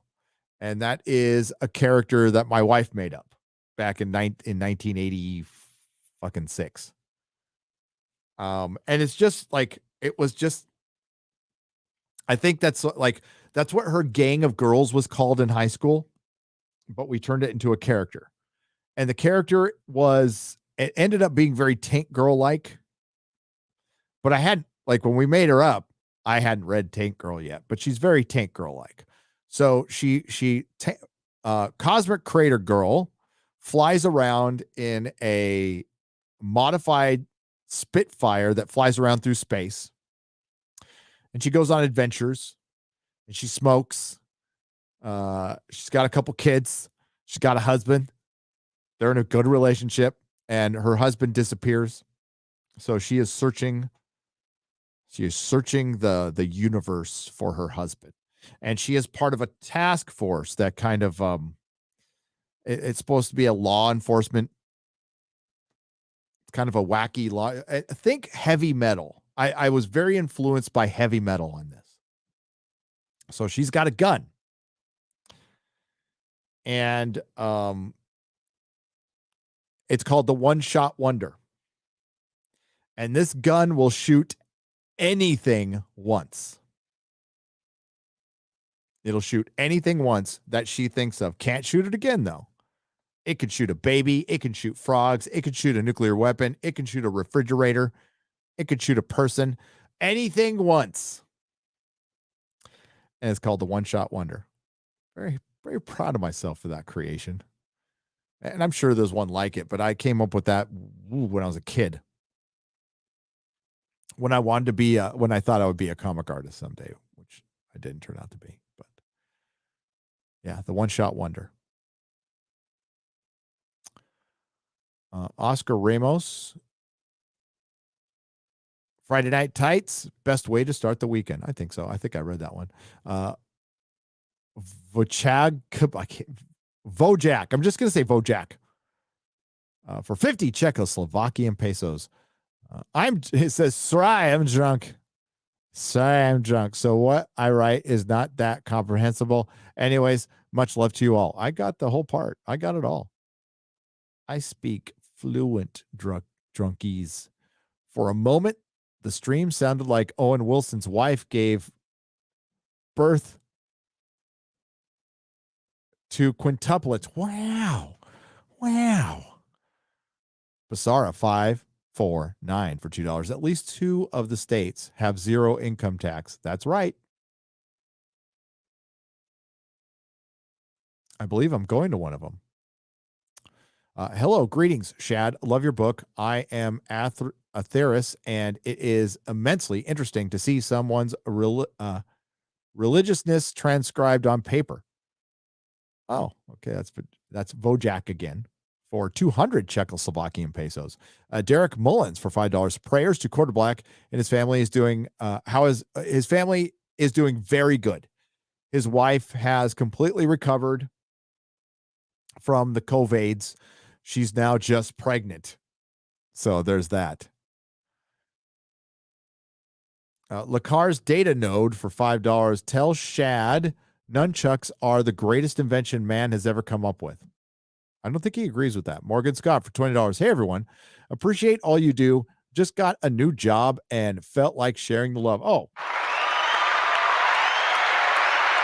So, yep. Flodzilla for $10. Shout out to you guys. Shout out to you. Sparks 1524. What's up, Sparks? Long time no see. For $20. As a gay man, I am offended. Where is the tribe of gay hobbits? I can't see myself in the woke Lord of the Rings. Therefore, it's just more cultural imperialism, ignoring the plight of gay hobbits. Heavy sarcasm has been deployed. Heavy sarcasm has been understood. Lord of the Rings, the relationships are, well, they're largely tragic. They're largely straight because Tolkien was a straight man and a Catholic in the 30s, 40s, 50s writing this. And it's okay to write that story. It's okay to write that story. And it doesn't need to have anything from modernism in it at all. And if it does, it ceases to be the thing that Amazon paid billions for. So why do they go ahead with it? Because they are arrogant and they don't fucking understand. And there will be a revolt like you have never seen. And then you're going to see that line drawn in the sand, kind of like what I said after Doctor Who when they undid the first Doctor. I said, you'll find out who the fans and the shills are, because no Doctor Who fan is going to put up with this shit. And credit to a lot of people who were critical of me and trying to go with Jodie. When that happened, they said enough. Some didn't. Because they just like Doctor Who thing. And they want Doctor Who thing to continue. I don't know why. Sometimes you got to be critical of things you love.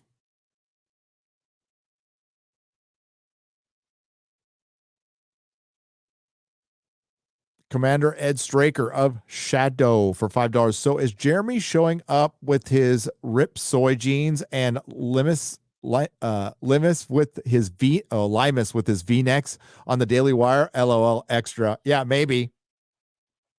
He had his Opie button-up shirt on.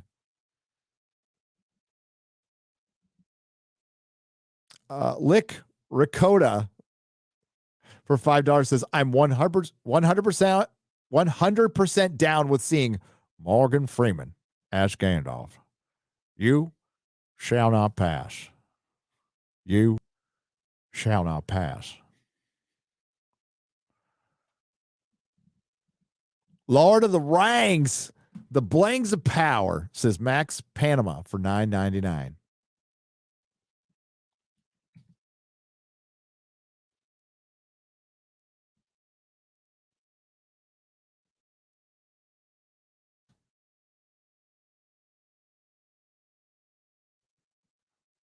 You cannot pass.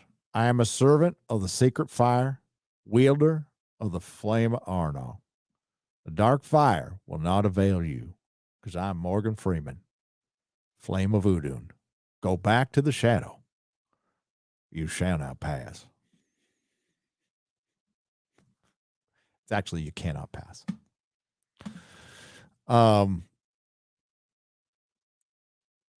When I have a cold, I can do a much better Morgan Freeman impression.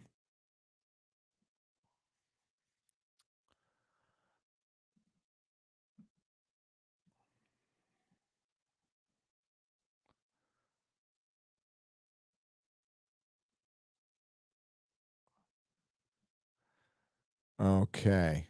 Let's go back to the chat here. Oh my goodness. What the hell is this? George, what are you doing? Aren't you supposed to be in bed? It's freaking late where you are, dude. Hang on. I got to scroll up. George! That's as loud as I can get. Echoed in my bathroom. Yeah, we had, oh, you didn't know, Nura? We had Alex Jones. Thank you for the $4.99. We had Alex Jones on Friday Night Tights. Three months back. Go on the main channel and go to the playlist. If you go to my main page, the Friday Night Tights playlist is about 4 rows down. Just scroll through it and you'll see Alex. Yeah, we had him on. And it was a great show. And then Vito tried to rat us out to YouTube, the Cuties Defender. And then he went down and was able to get some attention with the Dave Chappelle thing. Ended up being a hero of the right and ended up on InfoWars without knowing all the deets. Well, I'm just going to say people figured it out pretty quick. But yes. Replaying the Marvel card game Overpower. Radical, says Arthur Swanson. I remember Overpower. I sold it at my store. I'm going to get to you, George. Hang on. I want to highlight it. So I'm scrolling up. Hi, Eric. How you doing? What are you still doing up, Eric? You crazy man. Grizzly and Hi Fanur. I'll get to you in just a second. Okay. Oh, who else we got there too?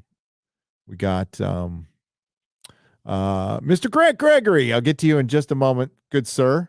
Good to see you here. Double Down. Get to you. Good sir. I'm just looking for George. I'm still scrolling up. I was babbling for a long time. Jay Hardy 0786. I'll get to you in just a moment. Oh boy, there's a lot. Arthur Swenson, Tristan W. There's George. Okay.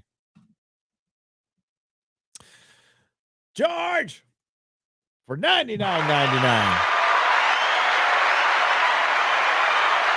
Hi, Gary. Nothing philosophical, just something short and sweet. Thank you for inspiring me and making it possible for me to live my dream. I was working on a new video and you were live. All hail to the forthcoming fellow Texan. Yeah. All hail to the chat. All hail Nerdrotic. All hail George. Go check out his channel. George, the Giant Slayer. I think he's almost at 5,000 subs. It's fucking amazing. And he's earning it, making good content. And that's how you do it. You just do it. That's awesome, man. Enjoy working on the video. I'm looking forward to it. Any spoilers? What it's going to be about? I can tell you what mine's going to be about. Lord of the Rings. You cannot pass. You cannot pass.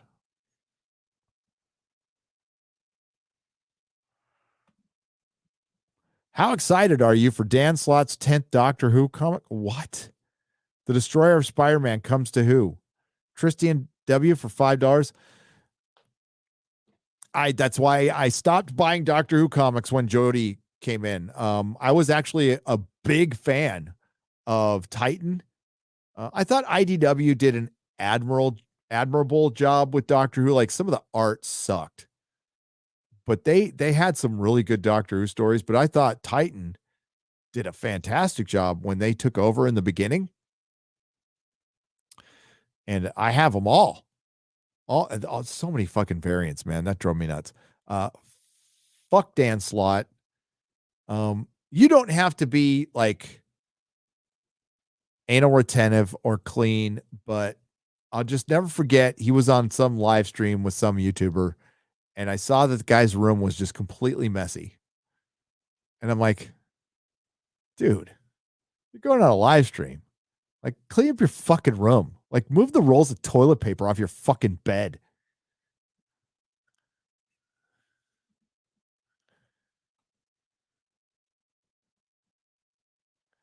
I mean, just for the live stream, you can put them back after that. I totally get it. Happy tissues, sad tissues. Good to be here. Mother trucking hail, says Arthur Swanson for $2. Good. Glad you're here too. Thank you. There's George. There's George. We got Jay Hardy 0786 for $19.99. Thank you. All hail from South Carolina. It's 3 a.m. Thanks for the sanity. Thank you. I appreciate you. What are you doing up so late? Getting home from work? Are you a night owl? Yeah, it's 12:47 a.m. here. And I am getting tired. Double down for $20. It's not my fault. All the Friday night tights chicks are beautiful, smart, and funny. Thanks for the new saying. Gary pissed in his cornflakes. He was butthurt for sure. Uncalled for super chat. Yeah, I mean, like if you have an issue with somebody who had a debate, like take it to their fucking channel, you know? Like I appreciate the money, but like that's what if I read that on Friday Night Tights? It derails the whole fucking show. And I know people want to do that. But like ask Chrissy on her channel. Or I mean, if you want to bring it here, fine. I don't think you would have liked your answer. Pissing in your cornflakes would have been light compared to what the rest of the guys would say. Because we have Chrissy's back. We love Chrissy. But now I'm going to go watch that debate. And if it is what I think it is, I'll have an answer for you later. And you won't like it either. Because I'll tell you what, if it's a debate about not acting on certain urges, if you are a diddler, I don't give a fuck. No, I'm not for thought crime, but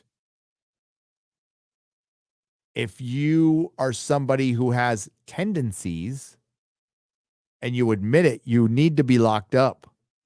You're too much of a dangerous society. It's fucked up.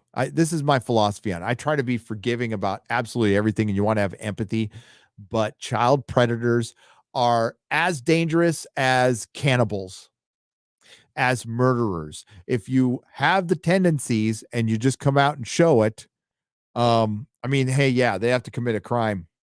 But if you like catch them with, stuff on their computer, they need to go away. They need to go away because this isn't just a situation of somebody being mentally ill. This is somebody who could prey on children. And if you get to children, equal to killing somebody is rewiring that kid's head or multiple kids' head for the rest of their lives, and they either become sexual predators or they become dependent on drugs or they get suicidal. I know all about it, and it's a tough situation. It is. It's a very tough situation, but for that one, you have to side on caution. That is one instance. Overall, I fully believe in due process and all that shit. I do. I just think you need to be extra careful when it comes to predators. Could the state use that to, yeah, they already do. They already fucking do. We're just talking hypotheticals here. Okay. That's what I heard the debate was about. But I've heard Vosh's side on it and Vito's side, and I don't care. I don't care.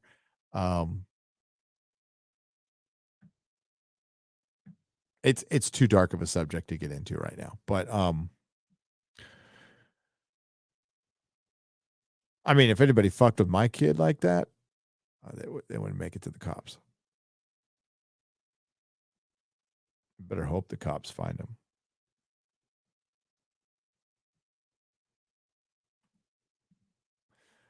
It was awesome to be on the stream with you today, mate. Keep up all the great work and good luck with your moves. Mr. Grant Gregory, the pleasure was mine. It was great talking to you too. Thank you for the $5 Australian. Good luck to you, okay? And I don't know if you heard what I said earlier, but unsolicited advice. Keep that one day at a time thing going. Don't worry about it. Don't worry about the sweets. If you smoke, don't worry about smoking. Don't worry about anything except for staying sober, and get a sponsor. Even if it's just by phone, get a sponsor. Talk to them every day if you need to. I talk to mine 3-4 times a week. Hanifer for $5 says, depends on who your publisher is. Angry Vikings, great. I'm friends with the owner. They picked up my comic after we left Amazon. Yeah. I mean, there's good publishers out there for sure. I was talking about the big ones, though. I was talking about the big ones. I'm sure there's some fine small publishers who don't play that bullshit. And if you want to take your chance, fine. Absolutely. The Grizzly for $10 just wanted to share some writing advice. Only world build for what you need. I know so many people that go full George Lucas and start spouting off about this and that. Keep it to the story. Yeah. The only person who world builds what he doesn't need, but it's entertaining is George. Because George's world building, like he introduces some Cthulhu elements to A Song of Ice and Fire, which are pretty fun.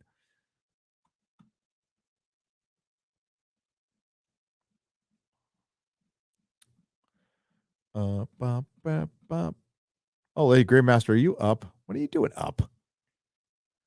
Don't you have like 9 kids to look after, Lady Greymaster? I'm just kidding. It's only 8.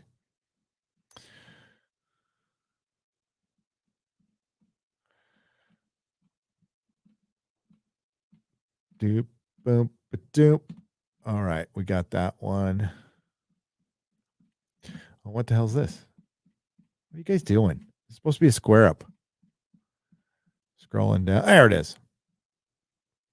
Oh, God damn it. George. You could have just answered. Thank you for the $49.99. Next video is on culture crash between men and women, showing Froskurin as a fourth wave feminist who started the crash of her own show to rant on her soapbox, a Boba video, and a Lord of the Rings. Love you, brother. We got to catch up. Yeah, we do. Yeah, we do.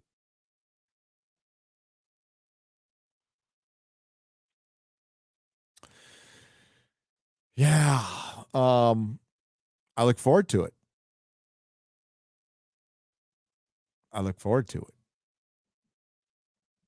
Lord of the Rings is going to be nuts. And wait till the trailer comes out, dude. Wait till the trailer comes out. Thank you, George.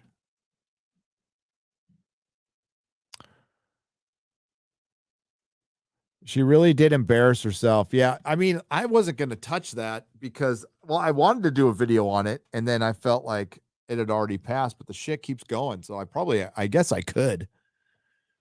I don't know though. I kind of said what I needed to say in that live stream and then Perry cut it. If you want to see on Nerdrotic Daily, I talked about I didn't finish. You know what? I didn't finish my thought in that video. I'm like, oh my God, I started my thought and I didn't finish, but Perry still made sense, but I didn't finish my thought on the art of fan blaming.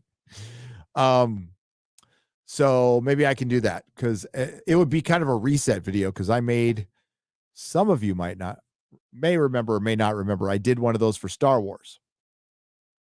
And John Trent actually wrote an article around it 2 years ago. It's got a stormtrooper crying, says the art of fan blaming. I'll just reset it. This is new. This is one of those things that started in 2016 when the identity politics really started taking over. The things that had always been there just started taking over. And it took so long to get people to wake up to it, man. I tell you, the reason I have focused more on Marvel than I have on Star Wars is I think there's more to learn from Marvel. I think Star Wars is already, its time has passed. Quite frankly, Star Wars isn't cool anymore. Star Wars used to be cool. Even when we were kids and we were getting picked on for it and people didn't think it was cool, we knew it was cool. We knew it was fucking cool. Then it took 20 years sometimes for the rest of the world to figure out how fucking cool it was. The problem is it ain't cool anymore. It's lame. It's literally lame. It's too lame to cover, in my opinion. Some people are doing a great job with it, like George. Go watch their stuff. Absolutely. But the reason I'm focused more on Marvel because Marvel is currently at its Force Awakens Last Jedi phase, to where most of the fandom is just not agreeing with what I have to say and with what others have to say. but the same shit is happening.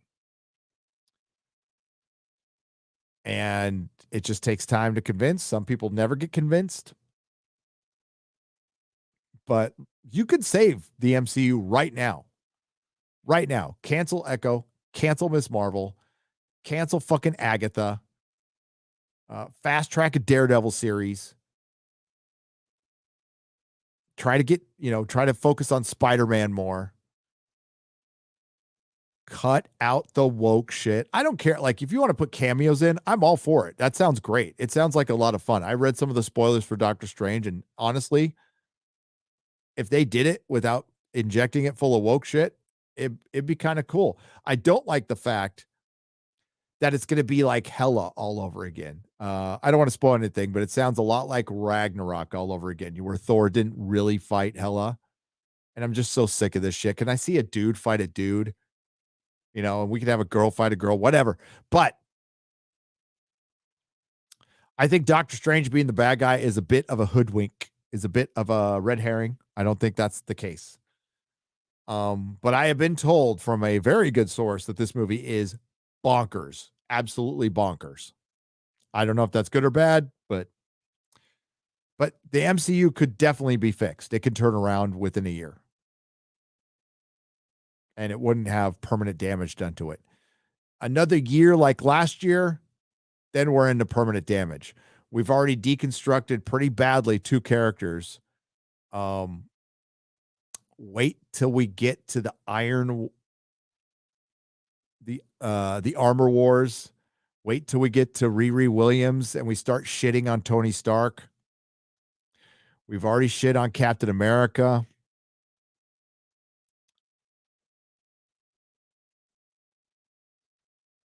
Yeah, the irrevocable damage is coming.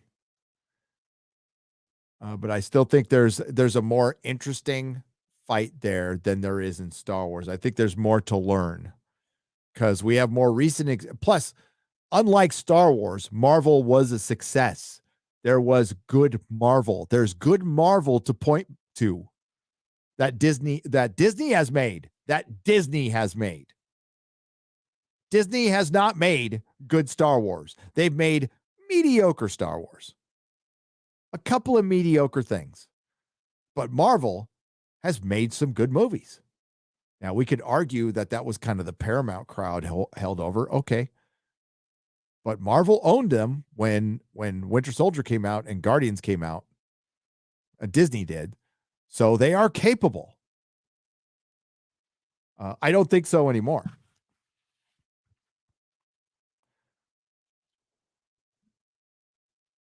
So that's why I focus on Marvel.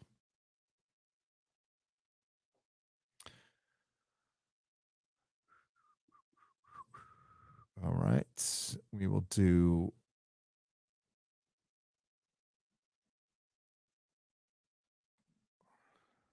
And by the way, I'm going to be all over Lord of the Rings like stink on shit.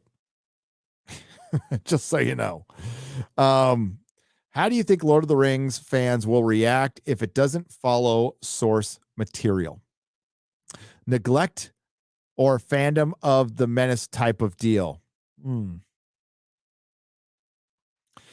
I mean, I don't think it will be as big as Star Wars was because, quite frankly, I mean, Lord of the Rings is better than Star Wars in every way. In every single way. It's a better story. It's got better characters. It's got a more talented author. George Lucas is a legend. He's a genius technically, but Lord of the Rings is just a better story to me. Okay. By the way, there's a lot of Lord of the Rings in Star Wars. Just saying. But it's Star Wars is a much bigger franchise. It's the biggest franchise in the world still. It's still a little bigger than Marvel. It still makes a little more money than Marvel in merchandising. I think it's like 76 billion. It made like 10 billion more than Marvel did. But Marvel's catching up. I think the reaction will be crazy though. I still think I don't think it'll be Last Jedi level, but it'll be close. I don't think anything will get like that again. The only fan reactions I've seen that big are Last Jedi and Game of Thrones. So it could be a little bit like Game of Thrones. The Lord of the Rings films are beloved things, and they're about to find out. I don't think it'll be neglect. I think it'll be rage. And I was heartened. I found, I don't make a video on every little thing, right? I wait for things to build up, and it depends on what I have time for. But I've been keeping an eye on a lot of up and coming Lord of the Rings channels, and who are lore channels, and they just want to talk about Lord of the Rings, and they all stepped up and they said no to the Black Hobbits. They said no to the changes of the script, and did my heart good, because all the Star Wars channels cucked out. So the Lord of the Rings channels are being more true, except for the OneRing.net, who held a live stream about Amazon Prime, one of the first ones. And one of their guests was, they went to the first guest. Of course, she had pink hair, and they said, "What are you looking forward to most in the Lord of the Rings series?" And she said, "Diversity." Are you fucking kidding me? That's the first thing you're looking for. And then we're supposed to be told that that's a big Lord of the Rings fan. You know what that was? That was somebody who read the Lord of the Rings as a kid, liked the movies, and then went to insert here studies class and hadn't really kept up on it. And now they read it and they see all the problems in it that they were fed by their professor, who was just regurgitating the last Marxist fucking ultra feminist propaganda from the previous professor.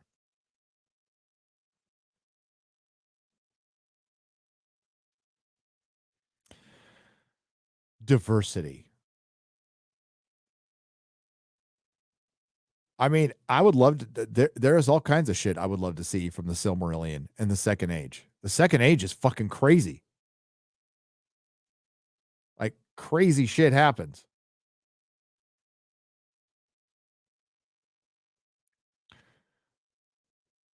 A little forced. I don't know. Is it insane? Like marrying your cousin? But oh god, the rumor I heard the other day. This is from it's a small channel, up and coming channel. I don't know how credible they are. Bounding's been running with their rumors. But one of them was Ar-Pharazôn is they're changing his character. Now that again goes directly against what Tom Shippey said specifically about the contract, which I will be including into my next video.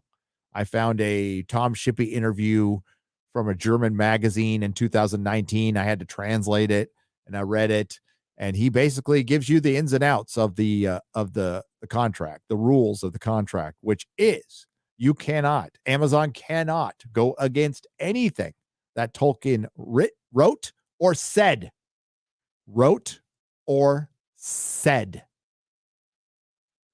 Now, there's not a lot recorded that he said, but there are interviews where he is specific about stuff.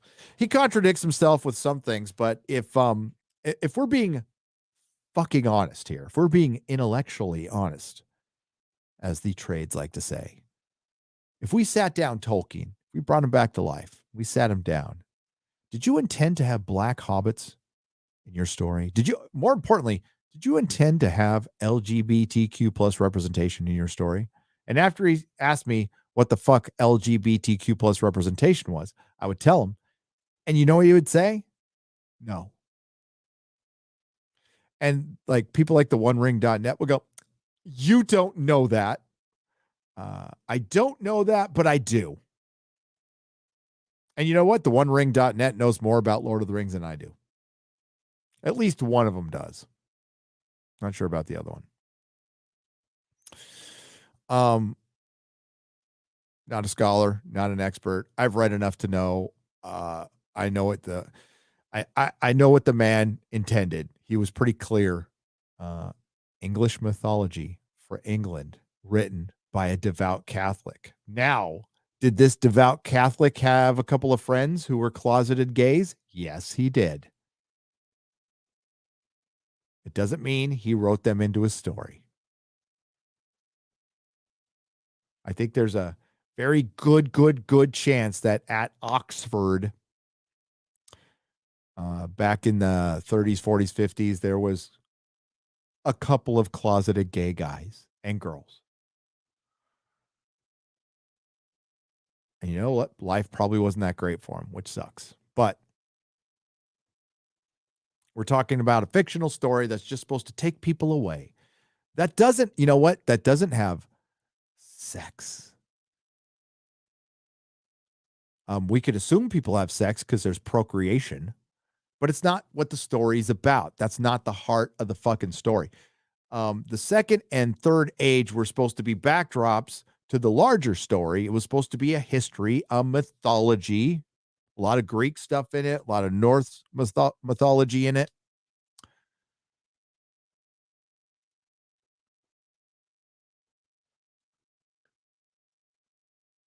And you know what? I love doing the Lord of the Rings videos because I always learn something new because I do tons of fucking research for them. And I'm having my research double checked, by the way.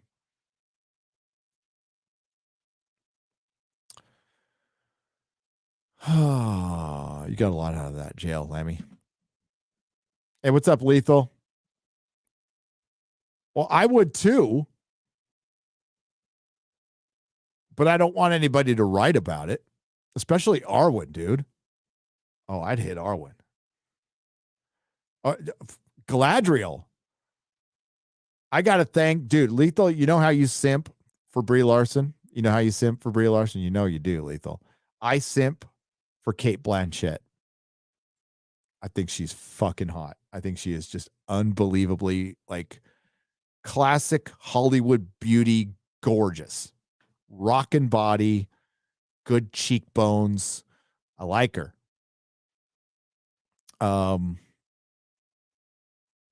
Yeah.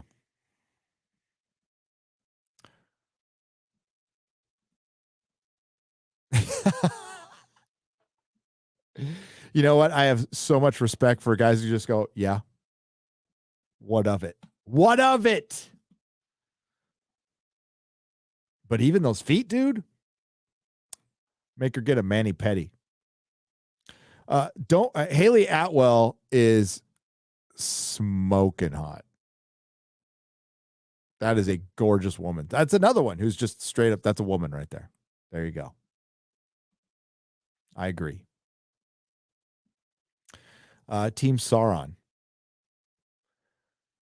I love one of the channels I watched was like no hot Sauron. And I'm like, oh, I know they're going to, well, for one, it depends on when they start. See, if we're starting at the fall of Numenor, well, that's missing thousands of years from the Second Age and like really interesting stuff. So they must be jumping around time because like the elven smiths of Aregion forged the rings of power like quite a while before the fall of Numenor. Then there's the fall of Numenor.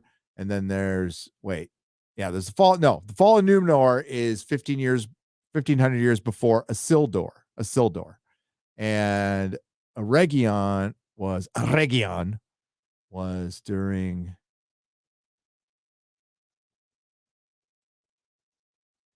15 years. I'm trying to think of the exact date because God damn it, I have it written down. Hang on. It was like 1500 in the Second Age. The Second Age has 4 millennia. Okay, 4 millennia.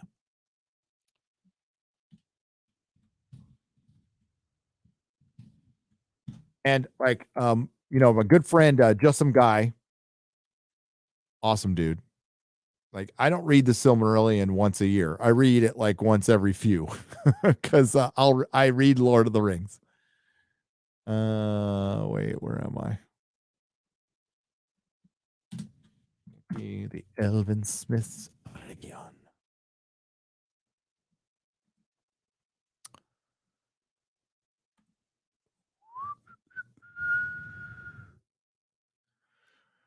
Okay, so the first millennium of the Second Age Sauron returns from the east.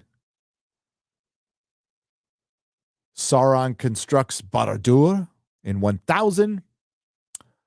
Foundation of Lindon, which is going to be in the series, which is the it's an elven region split up by a mountain. So there's south, north.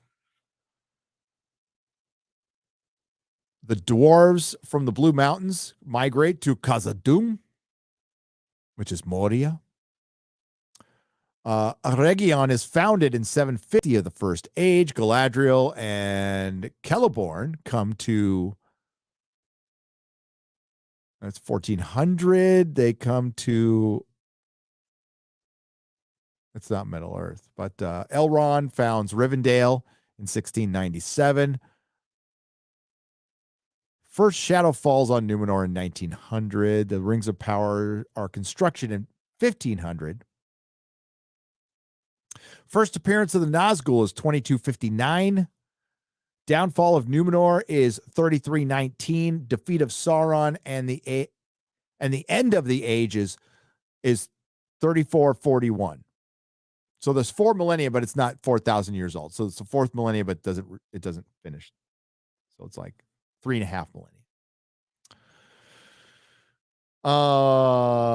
War of the Elves and Sauron is 1693 to 1700.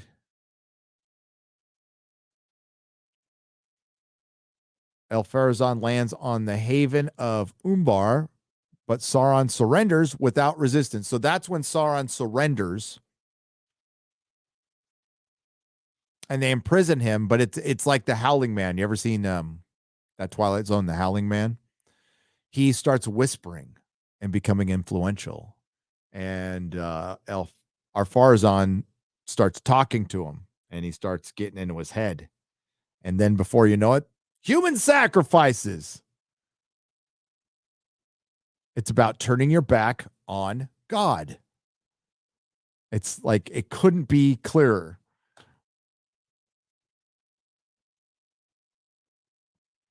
Now, I imagine Amazon is going to answer the question, who are the Nazgul? Now, it is assumed that some of the Nazgul were Númenórean. Aside from the Witch King of Angmar, who was a sorcerer. See, that's something I'd want to see. But then I go, no.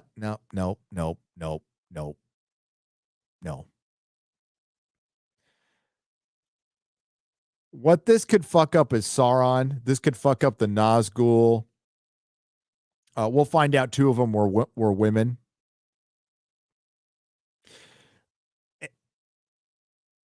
I think he said they're men. I was going to say he specifically says they're men, so they can't go against that. Unless, of course, they're transitioning.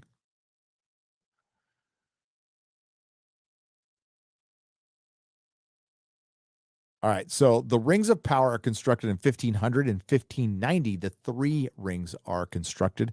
The 1 ring is constructed in 1600 of the Second Age. I have a feeling Galadriel is going to get a ton of other character stuff. I don't know off the top of my head. But when I hear Galadriel is the star of this, and I'm like, okay, one of the stars, totally fine. Yeah, I'm good with that. Gil-galad, we're going to hear that. Hello? Hello?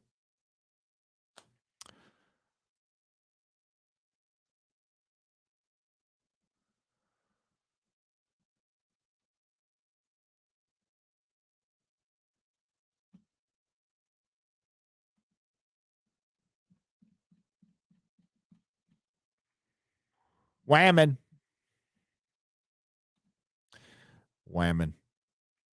All right, I'll read a couple more, and then I got to go to bed. JL Jamie. Appreciate the response. I totally agree. If they disrespect it for what's trendy at the time, it will just feels so insulting on so many levels. It's a story written for anyone to relate to by design, in my opinion. Yeah. Like if you want to write your fan fiction, yeah, go ahead. Write your fan fiction all day. Don't make your fan fiction the story. Tolkien wrote it for you to like expand on it yourself on your own. On your own. That is perfectly fine. Nobody's gonna, like honestly, I'm not that big on fan fiction. I think you should write your own stuff. But I think that's perfectly cool. Just keep just keep fucking one story the way it is. It's the same bullshit with Doctor Who. The Doctor's a man. He's a fucking man. He is a man. He'll only work as a man, and now you broke the show.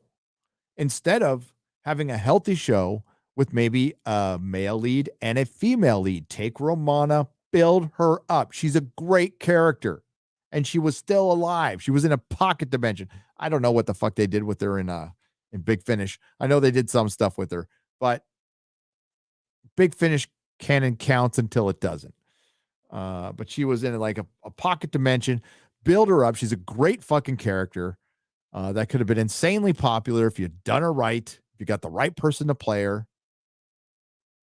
I would have watched it. I would have reviewed it. I'd have been totally happy. And then you get like, in that way, you don't have to, you could take little breaks with Doctor Who and they don't feel that long. What you do is you have a series of Doctor Who, and then you have the Romana show, and then you could have each person like guest star in one episode to keep the continuity going. And then sometimes you can wait an extra 6 months to come out with the season. It would have totally worked. But the geniuses at the BBC needed representation. So they fired everybody. They fired everybody from the fucking show. They brought in a guy to do the music. It sucks. They brought in new writers, political playwrights. They sucked. And then they brought in pasty old white dude who didn't even like the show anymore, who was their third choice because they got turned down by two people. And it showed. Thank you for the 220 Australian dollars. I got a wonderful gift from Australia today. Somebody sent me Doctor Who Series 17. So fucking excited about that. All right. Let's see. Juice Cannon 84. Good morning to the fellowship. Gonna lurk while I work. Hail. I'm gonna wrap this up. Just making sure I didn't miss any current ones. Hey, Gary, loving all the content. Friday Night Tights, wondering what some of your favorite comic runs are of all time. Also, it's me, the regular from the Outpost. Whoa. Well, you know. Stasios. My favorite comic book run of all time is Frank Miller's, both of his runs on Daredevil. And then, all the side stuff he did, Elektra Assassin with Bill Sienkiewicz, even that What If that he did. John Byrne's run on Fantastic Four. I also liked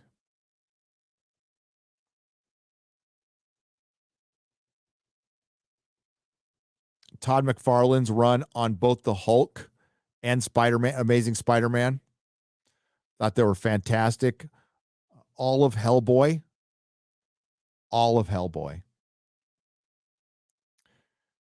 Dave Stevens' Rocketeer, although there were just a few. Jeff Johns, JSA,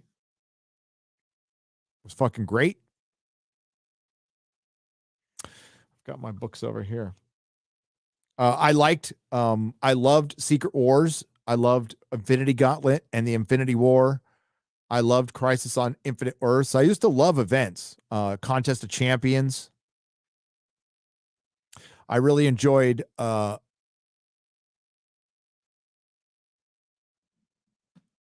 brain farting now. Why am I brain farting?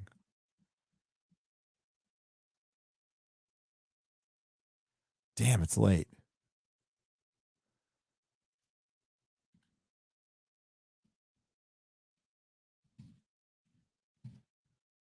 Annihilation. God damn it. Yeah. Annihilation is my favorite modern.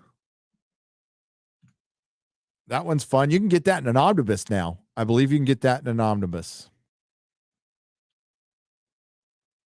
Avengers Disassembled, some of the modern stuff. What else did I like? If we're looking for more modern, what's the last story I liked?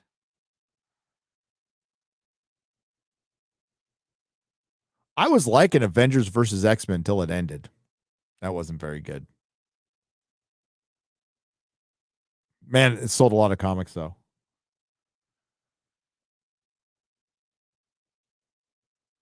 Oh, Marv Wolfman, George Perez, Teen Titans. And, of course, John Byrne, Dave Cockrum's, and Chris Claremont's X-Men. Just great stuff. It's all great stuff.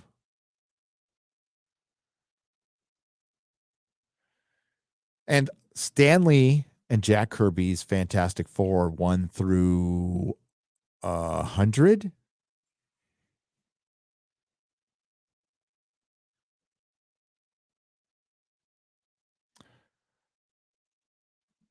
Thanks for asking.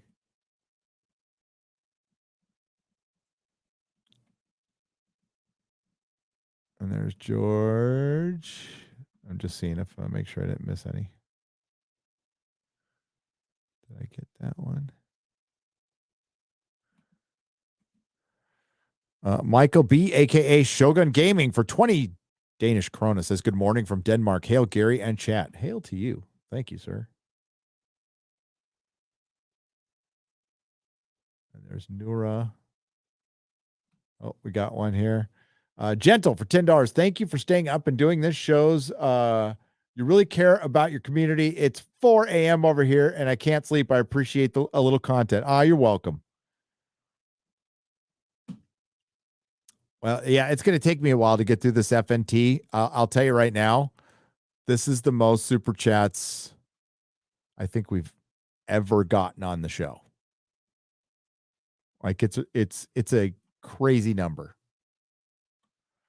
I believe okay, so I've already done well over 100. I've done over 120. We still have 163 to go. Minus here 5, so 160 with 155 to go. See? 155 to go. So I'll be back at this in the next couple days. And I got to get the Nooner and the real BBC too. So oh, she hasn't filled it in yet. I was going to say, oh, we got the new member. So I'll get to that soon. But I'm going to wrap it up. And if oh, wow. Wait, hang on a second. Love your content, Gary. Look forward to Friday. Cheers from Canadistan, says Walshy 353 for 5 Canadian pesos. Thank you. $5 from Wolf Vermillion for 5 British pounds. That's proper money. Hello, Mr. from London, where restrictions are off. Hail to Friday Night Tights. What do you think about Amazing Spider-Man 2 Hot Toy 6 Spidey? Hope you're okay. Keep up the top work. Thank you.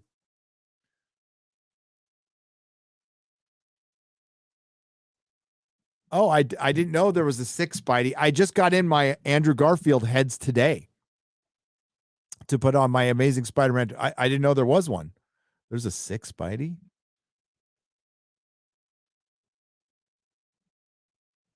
But I've got my Andrew Garfield heads today, and I will share those. Thank you. By the way, since restrictions are up in London, that means you're not going to quarantine us if we travel there, right?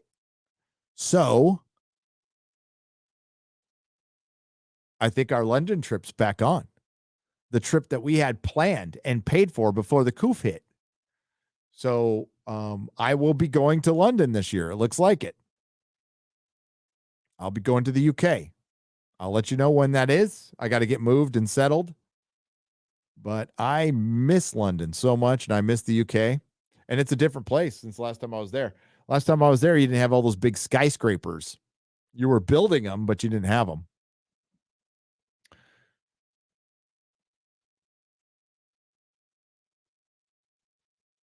Okay. Arthur Swenson. There's George. Okay, I got that one. I'm just double checking real quick.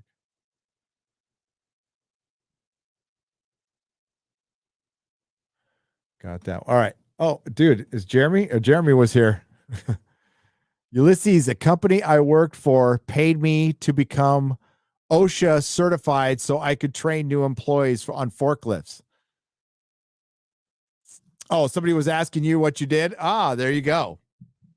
That's funny. I just trained for all the time I worked in parts. I doubt you're still there, Jeremy. I finally got my forklift training with Tesla, although I've been driving them for years, but I never got certified until I worked with Tesla. Oh, I know about all the fucking OSHA and MSDS and all that shite. Yep. At Tesla selling parts was, it was the most physical work I have done as a parts counter person, because in most other auto jobs, you just sat behind the counter, you're on the computer, you go pulled your parts, whatever. Sometimes there were big, no, Tesla, you're always pulling tires. You're selling tires like they're going out of fucking style. So like I was running back all day, 2 tires up here. So I was in shape when I got out of Tesla. I was all, because I was carrying tires back and forth from storage.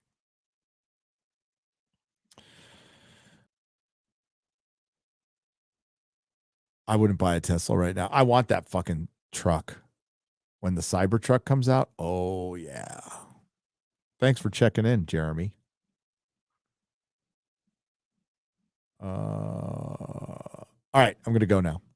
I've got to go to bed. I've got to get some sleep. And tomorrow morning at some point, I'm going to do a member stream. Then I've got to work on a video. Then I got to pack. I packed a bunch of stuff, and I bet you don't even notice. That's what I was like noticing. I'm like, I can't even notice that I packed a bunch of shit. I filled 5 boxes, and you can't even tell. Maybe a little bit. There's a blank spot right there. And you guys can't see there's shit on the floor. There's shit on the floor. Yeah. But this thing will be cleared out in a couple weeks. So thank you. I see. Oh, I just saw at Winslow. I'm going to go through Winslow. I'm going to drive through Arizona on my way out to Texas. I'm going to go by Meteor Crater.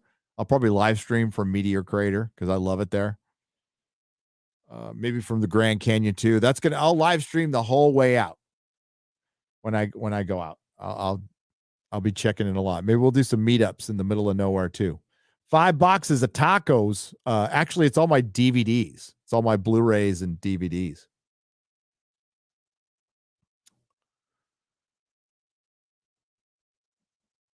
I did have tacos today, though. I did. All right. So goodbye, but we'll go away with some frostbite.